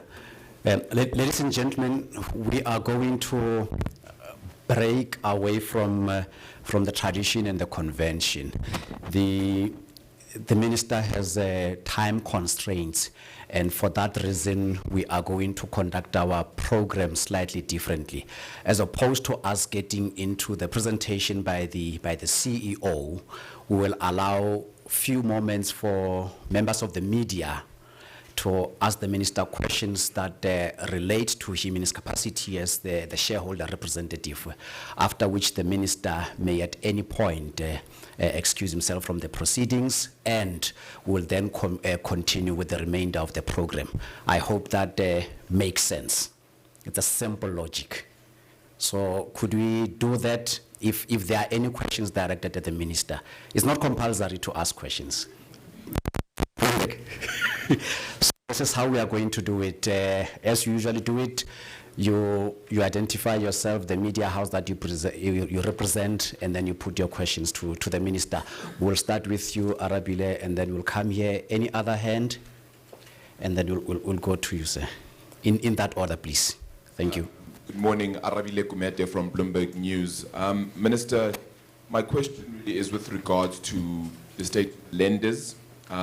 What reassurances have you given the lenders that you certainly won't be, let's just say, helping SAA with regards to government guarantees any more than you already have extended? And if that isn't the case, what then is SAA going to do to ensure that it no longer has to come to you for a bailout, considering that we don't have the funds for it? Thank you. Thank you. Minister, should we do the first round as in a group of questions and then the Minister responds to them collectively? Is that okay, Minister? Okay. Now I'm directing. Thank you, Minister, for that. You, sir. My name is Dise Tomutweling of Reuters News. I have a question from the shareholder. As a shareholder representative, Minister, what do you think will be the best way to cut SAA debt? Thank you. Yes, sir. Terence Creamer, Engineering News. Minister, now that you've seen the validated strategy and the tough decisions that involved, when are we going to, as a public, start seeing these actions? And as a shareholder, when do you expect these actions to start materializing? And if these actions involve some downsizing of the staff component, what is your view of how the SAA should manage the engagement with the unions? Thanks. Thank you. Minister? Thank you. Thank you for the questions. The first is the issue with the lenders, Arabile. Indeed, we are going to be working with the new leadership. This actually is just but one of those engagements. just making sure that we actually are able to go to the AGM was one of the concerns that I would imagine that the lenders were concerned, because if you are not able to meet basic requirements, just like having an AGM, all of those things, and this is where we are starting. We're starting from the basics, making sure that everything is in place, but also that we are going to be monitoring the implementation of the long-term turnaround strategy. The long-term turnaround strategy has its short-term implementable, and as I said, all of these are going to be specific, and they have been looked at, they're measurable, and they are all attainable, and they're relevant. And we would want to demonstrate the difference between, the difference between a turnaround strategy that has not worked and the one that has worked is only the commitment to its implementation. So you might have it, if it's not implemented, it's not worth the paper it's written on. If it's not implemented, there's no reason why we should even bother to actually even go out and raise resources in order to actually, because those resources would be going down the drain unless they are going into specific areas that have been identified to have an impact of turning the airline around. And I would imagine that when the chief executive speaks to you, he will actually go into detail with some of those areas where we are saying, I don't want to, to steal the thunder from the chief executive, but it would be interesting just to listen to what has actually been put forward and what we have actually, as a shareholder, been convinced that this is indeed a commitment that actually talks to making sure that we do turn around from past the ICU, as the chairman indicated, and indeed I don't see us going to the morgue anymore. So the lenders also will have to be convinced. So the first thing that the airline and the management had to do was first to convince us as the shareholder before you can even talk to the lenders. So the fact that we are now convinced that we are on the right path puts the airline in good stead to be able to talk to lenders with, of course, our backing. The best way to cut debt, again, we are going to be seeing there is a clear path that have been.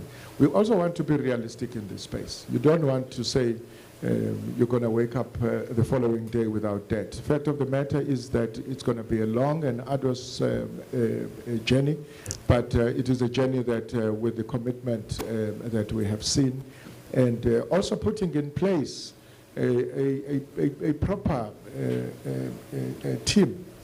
One of the things that have emerged, I think the chairman also made mention of lack of capacity, and I remember that the deputy chair in our discussions, she said, perhaps we shouldn't be saying it's lack of capacity because you do have individuals that are supposed to do the job. Perhaps it should be lack of the capability, which actually goes again into the commitment of those individuals to do their job.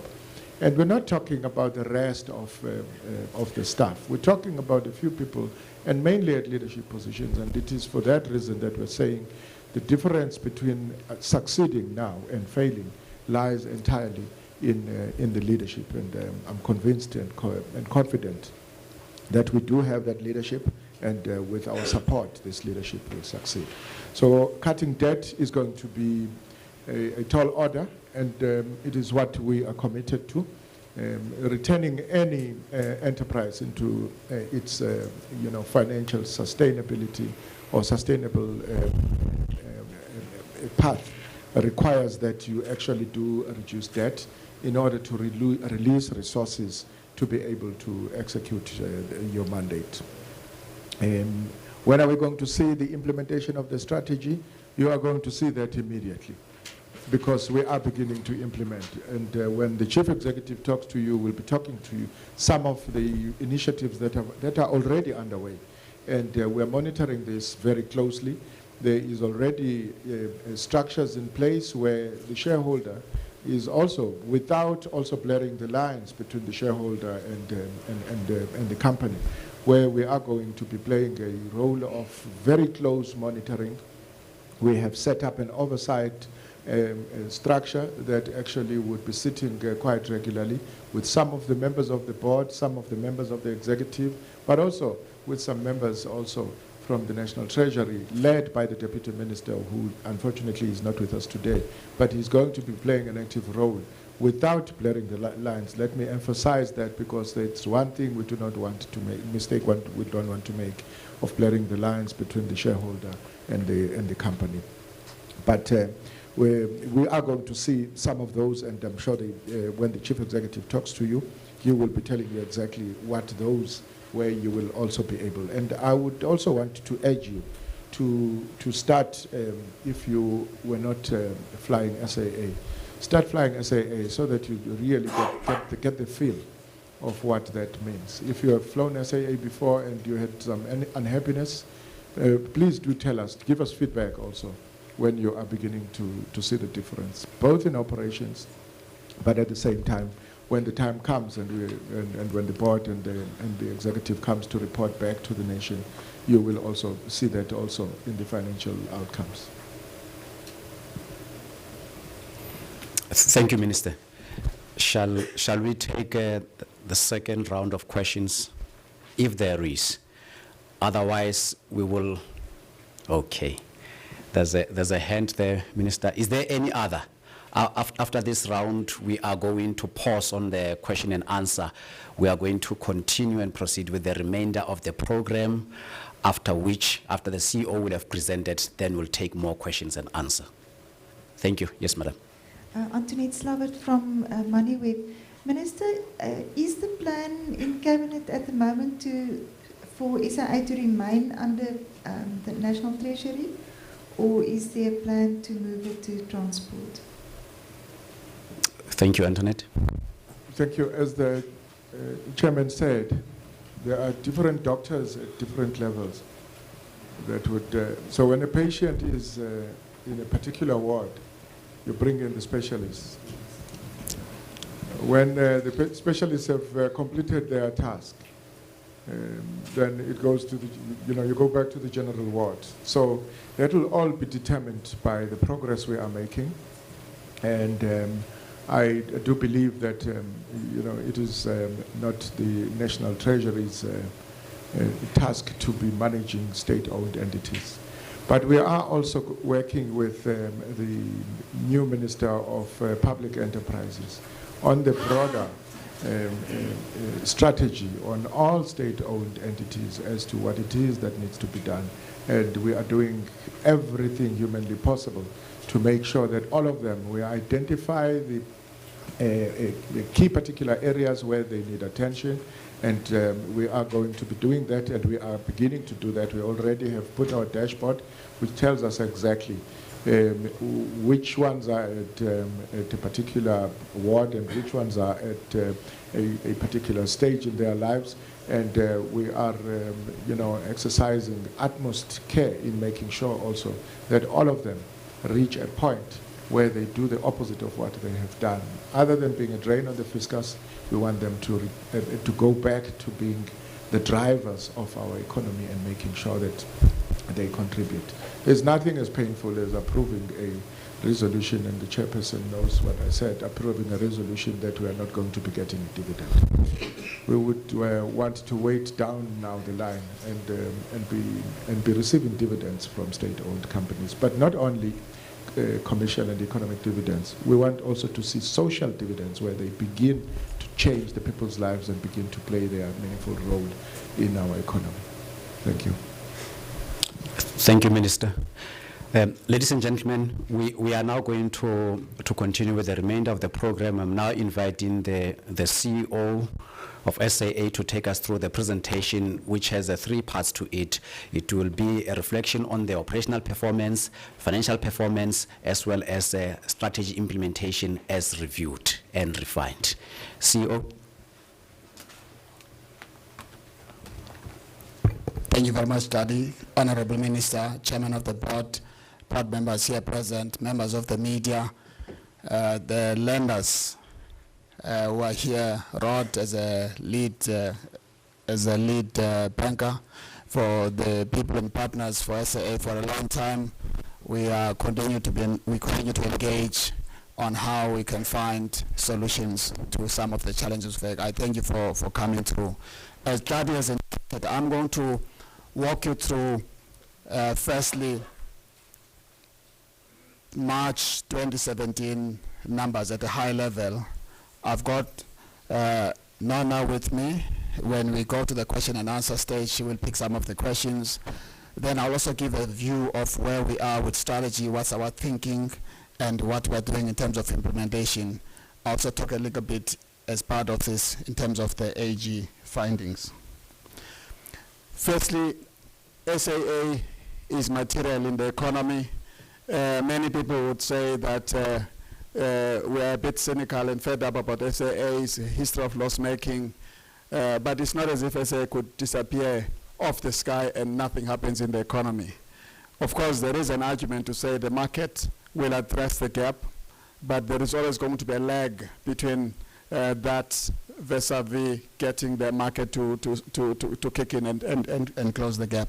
So these are the kind of material aspects that we talk about. 31 billion rand revenue, 10,000 employees, 64 aircraft, 8 connecting destinations. So it's material in the air travel market in the continent and in South Africa in particular. Some of the market dynamics we're seeing in the market in terms of domestic, you will see the orange picture. So this is 2013, 2018 in the domestic market. You see that Mango has grown in terms of available seat capacity. SA has come down, but what's material is that the overall group has come down and there's been growth in other airlines. New airlines have come in largely low cost. That's in the domestic market. And you see in regional is rest of Africa, rest of the continent. Again, we have taken strain because more and more other airlines have taken capacity. What's really telling is in the international domain, where most of the Gulf carriers have taken the big part of the market share. We also believe that they have also helped grow the market. We think that had we got our own structures right, our own strategy right, that we would have grown, we would have taken a share of that growth. The story we're telling here is that there has been a significant reduction in the substance of SAA over a period of time, and that also translates itself in terms of what you see in the numbers and some of the challenges we see. We have to turn the tide, because the good thing is that the air travel market is not a pie of a fixed size, it's growing. Where there's growth and you're able to address your own strategy, you should pick part of the upside. If it was not growing, then you know to win, somebody must lose. We are not at that point in this market, which means there's still a lot of opportunity for a fit for the future SAA to be able to compete in the market and carve a space for itself under the sun.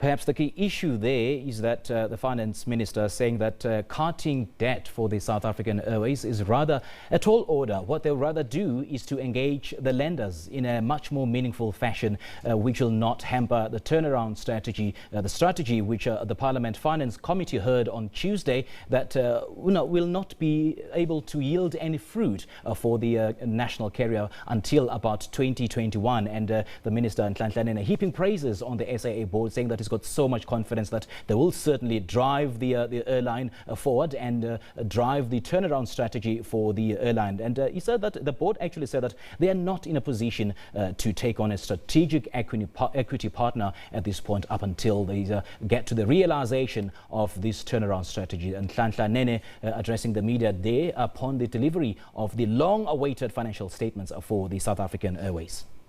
Move on to other stories now. The Gauteng Community Safety MEC, Sizakele Nkosi Malubane, says they've increased the number of law enforcement personnel by over 1,200 officers to strengthen capacity ahead of the Easter long weekend. Traffic volumes are expected to start peaking this afternoon as people make their way and holiday destinations. Just last year, 38 people lost their lives on Gauteng roads. And now to talk more about Gauteng's preparedness, we're joined by the Gauteng Traffic Department spokesperson, Busapi Nxumalo. A very good morning to you, Busapi. Thank you so much for joining us. Good morning, Spirit. Good morning, Bob. Let's talk about the preparedness, the state of preparedness for Gauteng as we head into the long weekend. Yeah, all hands on, all deck is on, everything, everyone is working, the hands are on deck. We are trying to push, we're trying to make sure that our roads are safe. The mandate of Gauteng Traffic Police, or let me say rather Department of Community Safety, is to make sure that Gauteng remains a safe and a secure province. So we are there, we have deployed our officers on most of our major roads. So I'm talking about the N1, we know most of the people will be driving, exiting Gauteng to Limpopo. We're expecting more than 3,000 buses leaving Gauteng to Limpopo, and also the N3. The traffic has started to, the volumes of traffic has started to go up, and the N14, N12, and N4 to Mpumalanga. And we are busy, all hands, as I said before, all hands on deck. We are trying to make sure that our roads are safe and no one is going to die on our roads this Easter period.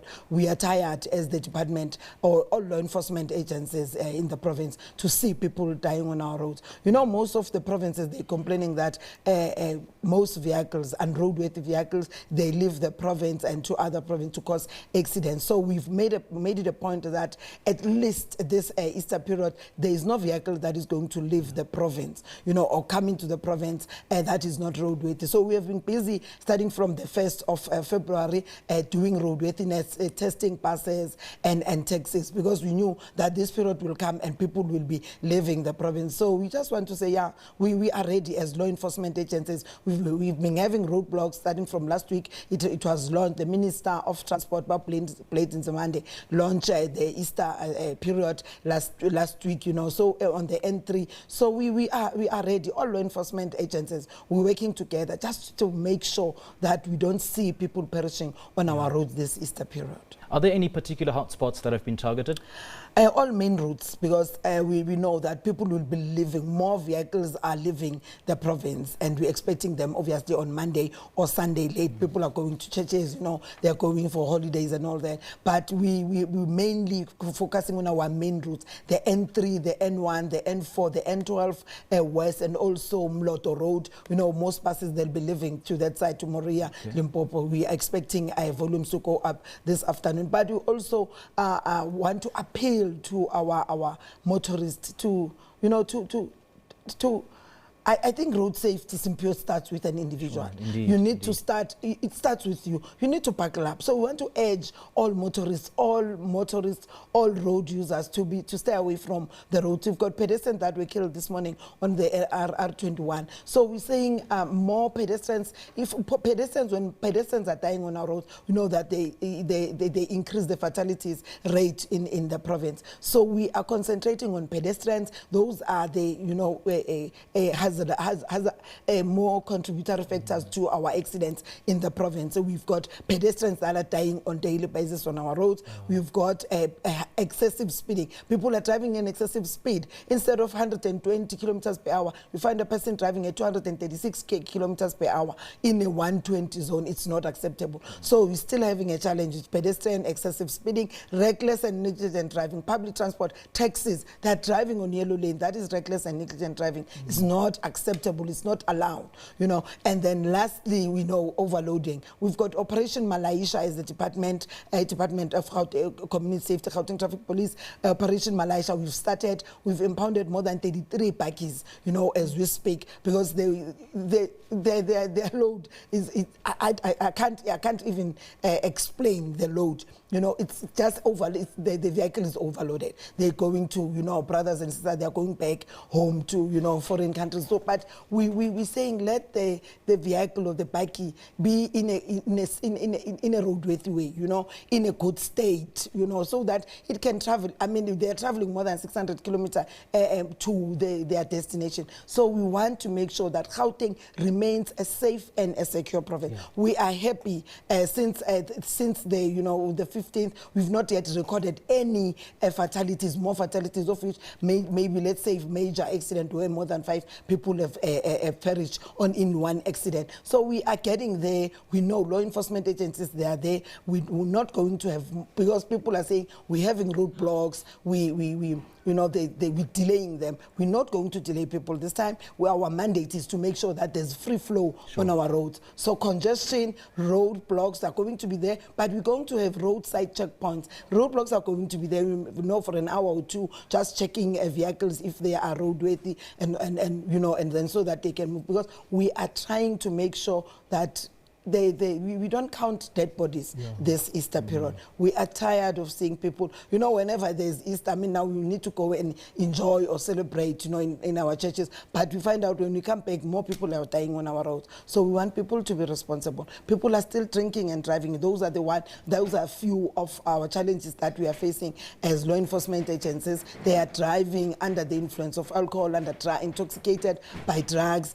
People are exceeding the speed limit. People are driving as they wish. They're enjoying, but they're not enjoying responsibly. So the message from all law enforcement agencies, more especially Gauteng Traffic Police, we want to say people must enjoy, but responsibly. And road by all means, I safety. do agree with you that road safety starts with you. Yes. Responsible driving starts with you. We certainly cannot overemphasize the point that people should stop driving while they're under the influence of alcohol. Now, did you perhaps collaborate with the different taxi associations and bus companies to ensure that commuters are safe?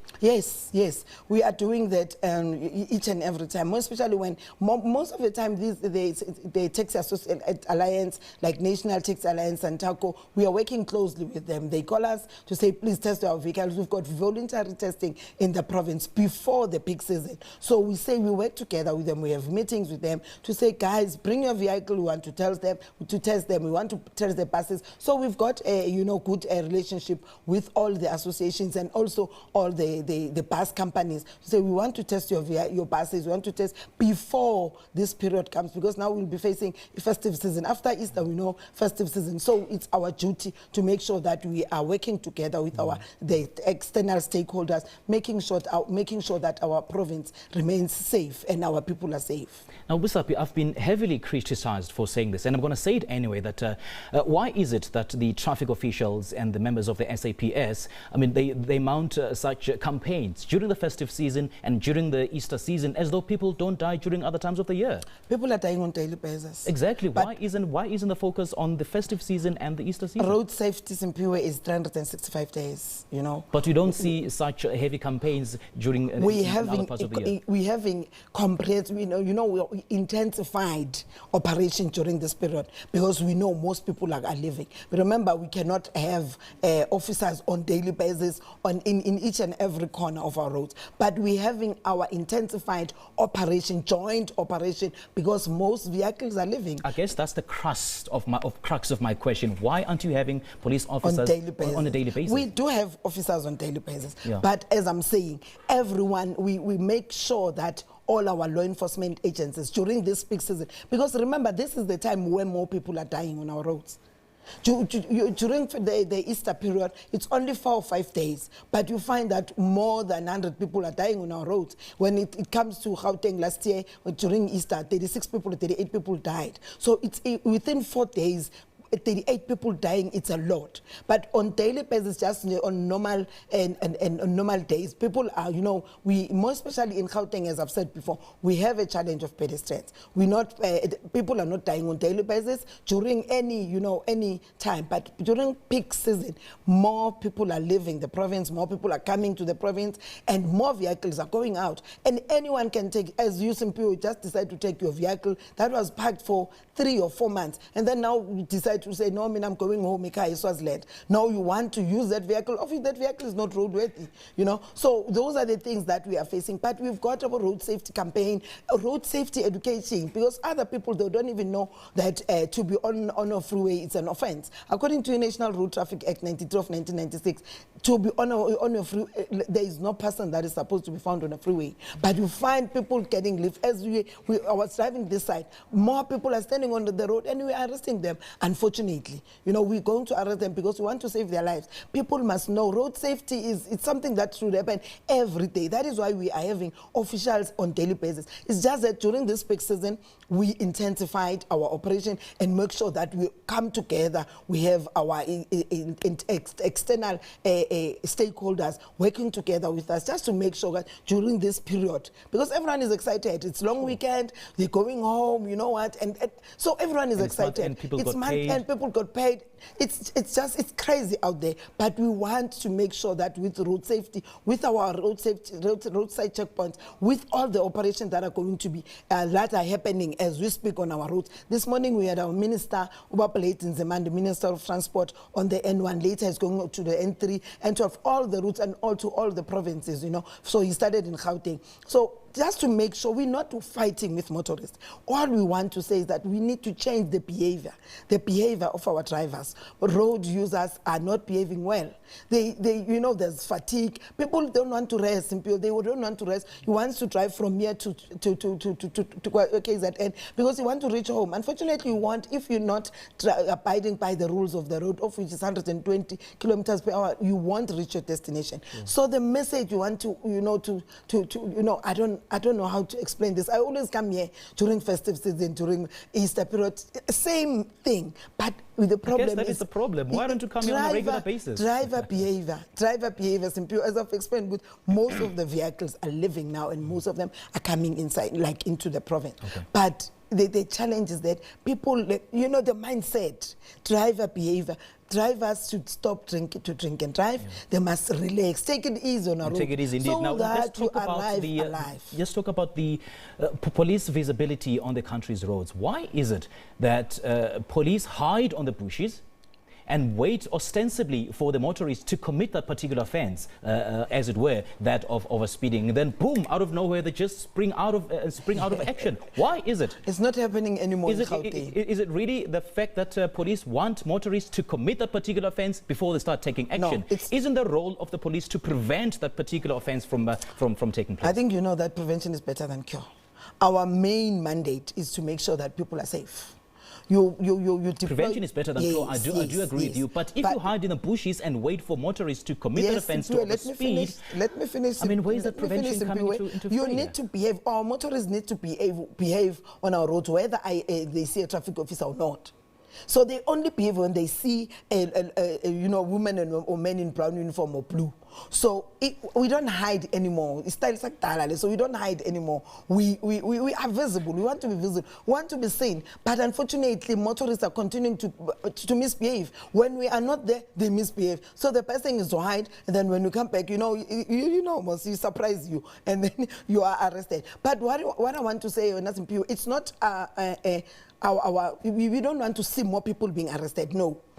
The mandate is to make sure that we save people's lives. That is why we've got road safety education. That is educating people on a daily basis. Our kids at schools, universities, we know that the people that are dying is between 18 and 35, the youth. They are still excited, they're driving, they're drinking and driving. They're enjoying themselves, but not responsibly. So what we are doing, we're going to schools.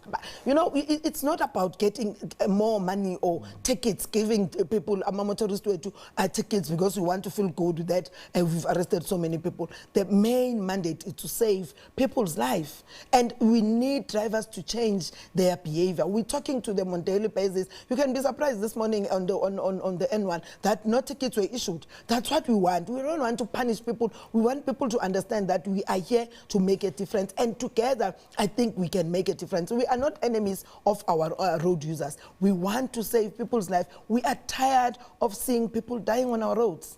Yeah, and I've engaged several times with the Road Traffic Management Corporation chief and other stakeholders regarding the issue of taking and accepting bribes, what you normally call equal drink. How is that being solved? Because it defeats the whole purpose of road safety campaign. If you can check, you can go back to RTMC.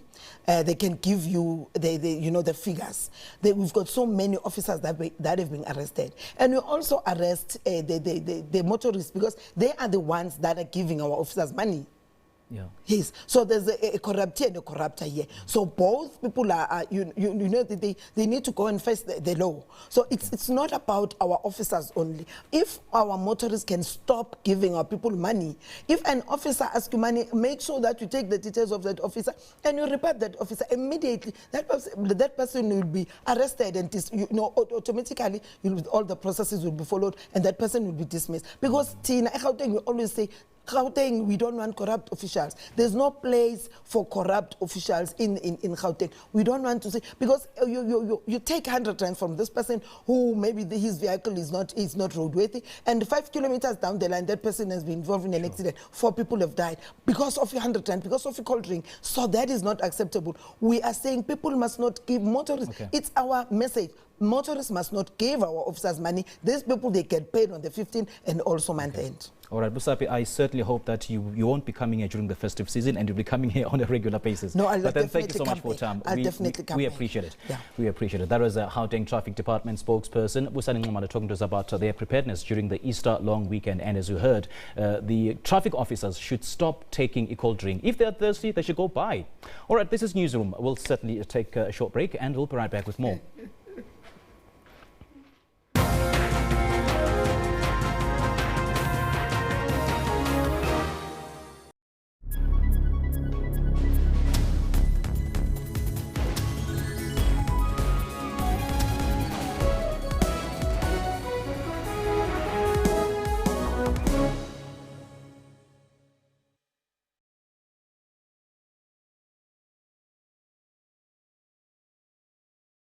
If you ask this Irish master whiskey distiller why sometimes whiskey is spelled with an E and sometimes without, he'd say, You fair so good, look. It's the whole thing. They're back and get off in the whiskey without the E. Yeah, didn't catch that. But if you asked us the difference, we'd tell you that every whiskey from around the world is spelled without the E, except for Irish and American whiskies. Get a bottle of Ballantine's finest blended Scotch whiskey and a 1 litre Schweppes soda water for only $169.99 from Tops at Spar.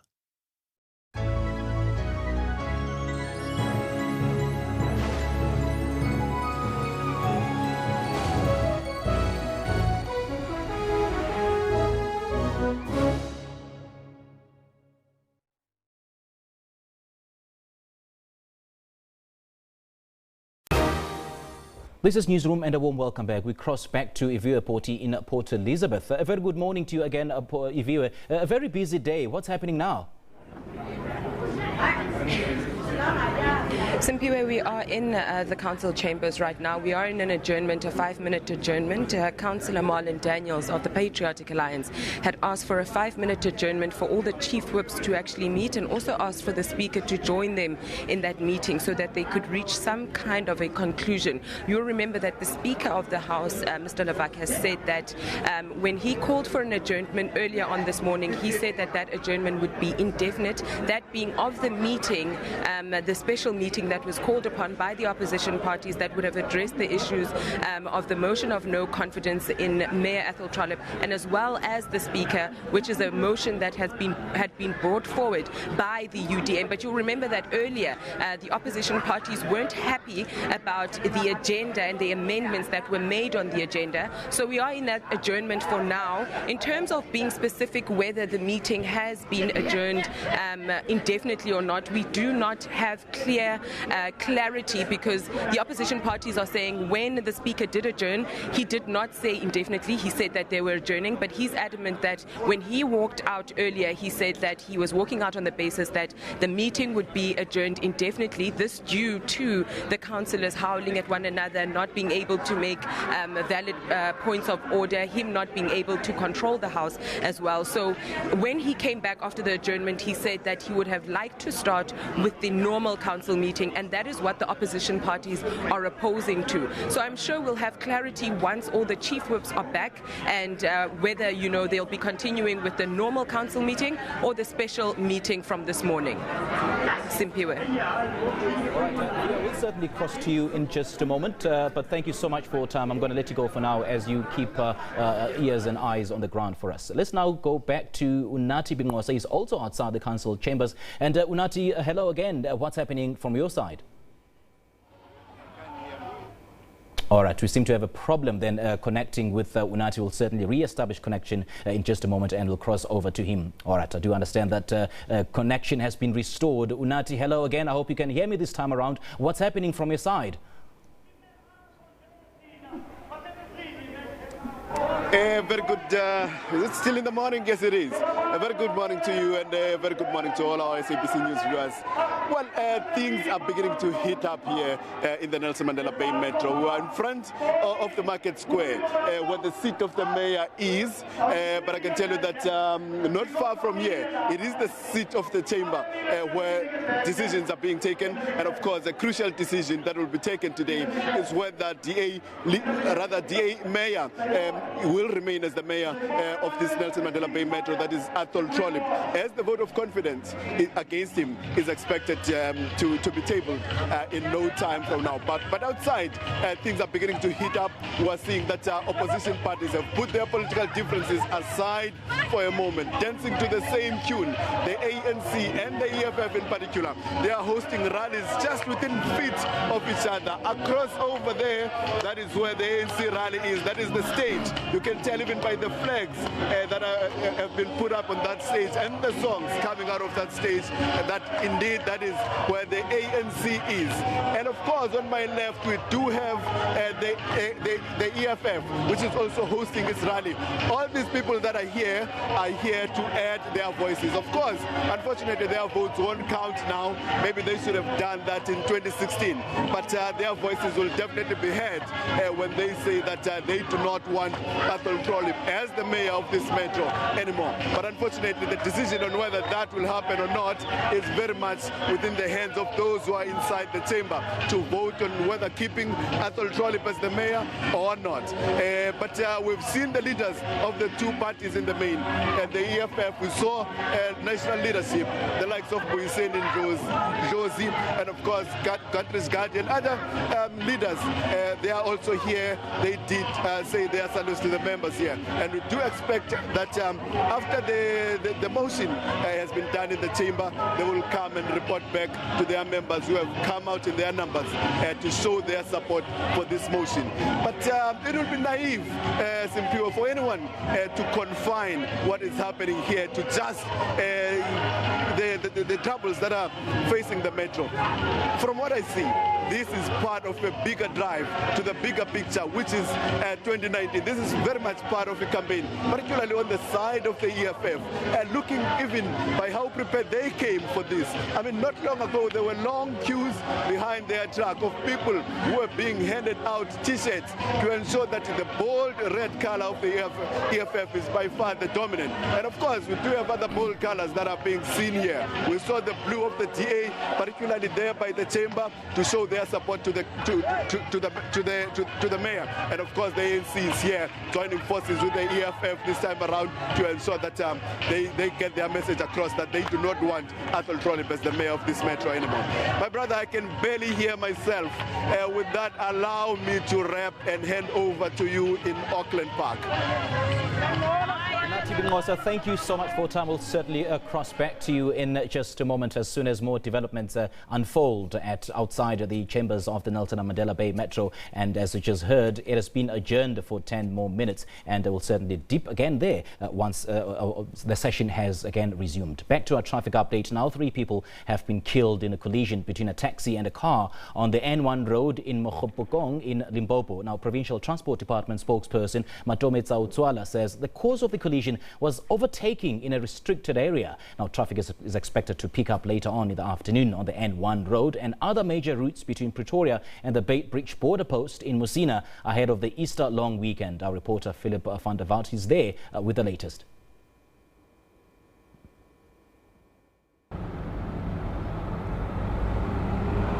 At the Kranskop toll gate, about halfway between Polokwane and Gauteng, traffic has picked up quite a lot this morning in both directions. Traffic from Zimbabwe and other countries, and also the northern part of Limpopo going to Gauteng, is marked by a lot of trucks, also petrol tankers, and also trucks that has carried merchandise to shops to be prepared for the Easter weekend. And then traffic coming from Gauteng to the northern direction as far as Zimbabwe and other countries seem to be mainly holiday makers and people that's also going to visit their family, people who live in the northern parts or in the neighboring states. Traffic on other main roads to Mozambique and also to Botswana has also picked up. There is 1,000 traffic officers deployed in Limpopo for the duration of this long weekend, and they will be manning all the main roads and also wherever any traffic problems can be anticipated. There are several emergency services stations also put up at strategic places along the main roads. These stations will also be able to test blood sugar levels. People who are diabetic and people who are in danger of causing an accident because of their medical condition are free to stop there and have their blood sugar levels tested. The traffic officers will be assisted by the municipal traffic officers, the national traffic officers, and also the South African police. Here where I am now at 12 o'clock, the MEC of Traffic, MEC Makurupechi for Limpopo, will be launching the province's Easter weekend traffic safety campaign. We will be crossing to you live at then, and we will speaking to him and find out exactly what more they have in mind for this long weekend. Philip van der Walt speaking to us from the N1 road in Limpopo. Now, the Mpumalanga province has launched its Easter holiday campaign with a joint roadblock by police and traffic officers on the N4 outside Mbombela. The public and private vehicles are being stopped and searched for illicit goods, permits and roadworthiness. And for the latest, we have SABC reporter Sibongile Mkani-Mpolweni. She's on the N4 with the Deputy Minister of Transport. We're coming to you live from the N4 just outside Malelane on the way to Libombo border post, where traffic volumes are picking up. We have the Deputy Minister of Transport, Uma Muchikunga, with us just to tell us why is she here and how has it been this morning. Mama, good morning and welcome. Just how has it been on the road? We definitely are expecting that traffic volumes will increase midday, because most industries, most departments of government will be closing at about 10, 11, and therefore people will start traveling, going to different destinations, going to churches and so on. So I'm expecting that, and that is why we are here, as we promised that we are going to heighten our law enforcement. We said we're going to heighten our education, which is awareness campaign, and that is why we are here. And therefore we're interacting and also enforcing the law with motorists that are here. And we are indeed making some successes. We are impounding cars, those that are unroadworthy. We are arresting people, those that in particular in this area, those that are traveling without proper documentations, your passports and all that. We are arresting those that are drunk and they're driving. So we are just here, and we are all saying to South Africans, arrive alive, and we don't want to see people dying. And probably it's proper that we also extend our sincere condolences to the families of people that died in a bus accident in the Eastern Cape, R61. And we are saying it should not happen ever again during this Easter weekend. I understand the minister is also somewhere. Where to from here? The minister is definitely on the N1. Remember, we have said just from Gauteng, we're going to have about 500 buses traveling from Gauteng to Moria.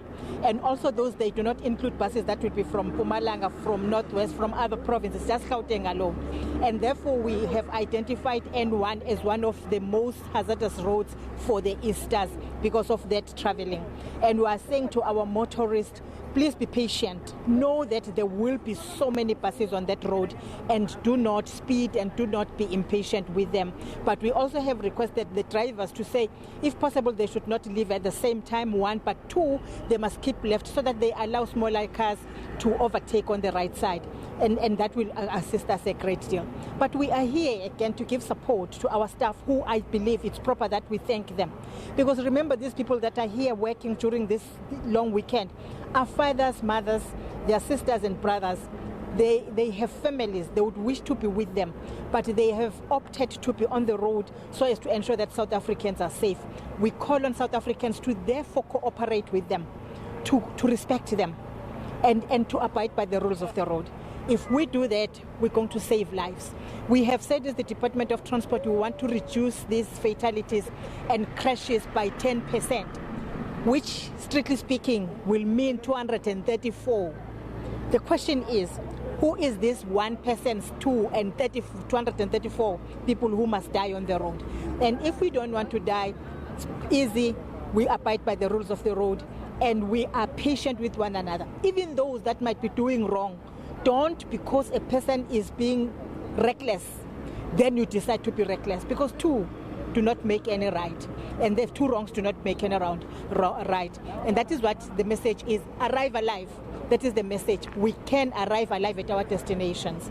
These cars are meant to take us to our destination, but they have the potential and capacity to can kill us. They can, they've done so. Doesn't matter what the model of the car and type of the car it is, it can actually kill a person. The key message there is arrive alive, and motorists are urged to take extreme caution and patience on the road. That's a message from the Deputy Transport Minister, Sindisiwe Chikunga. She's been speaking to our reporter, Sibongile Mkani Mpolweni, on the N4 road in Mbombela in Mpumalanga, and breaking away from that province onto KwaZulu-Natal, wherein the roads in that province are normally one of the busiest during the Easter long weekend as holiday makers make their way to the coast. And to get an update on the traffic build-up, we have SABC reporter Simpiwe Makanya on standby. A very good afternoon to you, or good morning, I should say. What's the latest regarding traffic build-up in KwaZulu-Natal province, Simpiwe? Well, a very good morning to you, Simpiwe. We're coming to you live from the Maran Hill Toll Plaza here in the city of Durban. Well, on a normal day, Simpiwe, if I can just paint you the picture of the situation in terms of the traffic here, is that you have about 600 vehicles entering the city and roughly about 500 vehicles exiting the city. But today, on an hourly basis, we've already had 1,800 vehicles entering the city and about 1,600 exiting. So that should basically give you an idea that the traffic volumes here are rapidly picking up.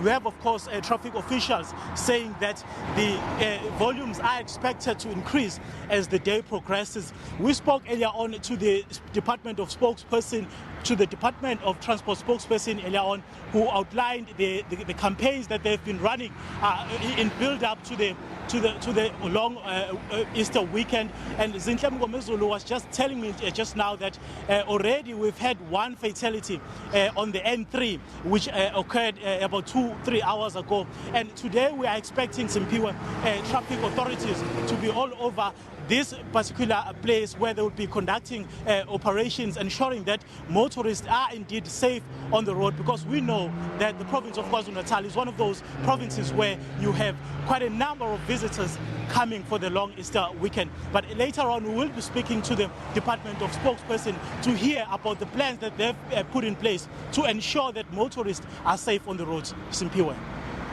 Simpiwe Makanya there, coming to us live from Durban in KwaZulu-Natal. Thank you so much for your time. We'll certainly get in touch with you a little later on during the show, and we'll certainly be crossing over to the other reporters throughout the country in the different provinces as the Easter weekend builds up. Well, that's coming up in the subsequent shows around here on SABC News Channel 404. All right, let's now go back to Nelson Mandela Bay Metro, wherein the Nelson Mandela Bay Metro, wherein the motion of no confidence session is on. We do understand that it has been halted for now as the Speaker has allowed a 10-minute adjournment. Let's now listen in.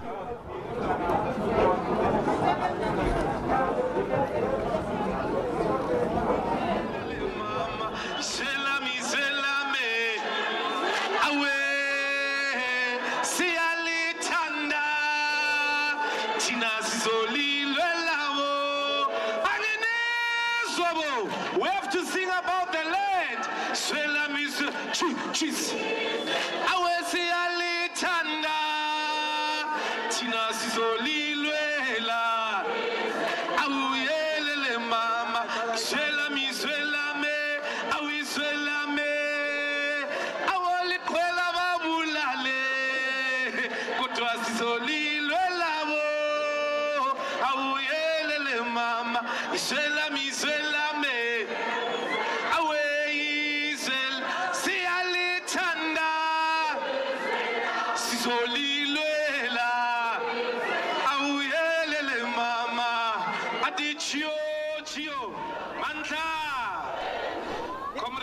All right, as you see on your screens, on the left is outside the council chambers at the Nelson Mandela Bay Metro, wherein the EFF, the Economic Freedom Fighters, are having a rally. And inside, on the right of the screen, as I saw earlier on, was inside the chambers. It's a little bit quiet, as we understand that the council speaker, Lawak, has given a 10-minute adjournment. Well, the jury's still out. Whether they will continue in anytime soon, well, we'll certainly be crossing over to there in our later shows. And I guess that's where we leave it for now. Thank you so much for watching.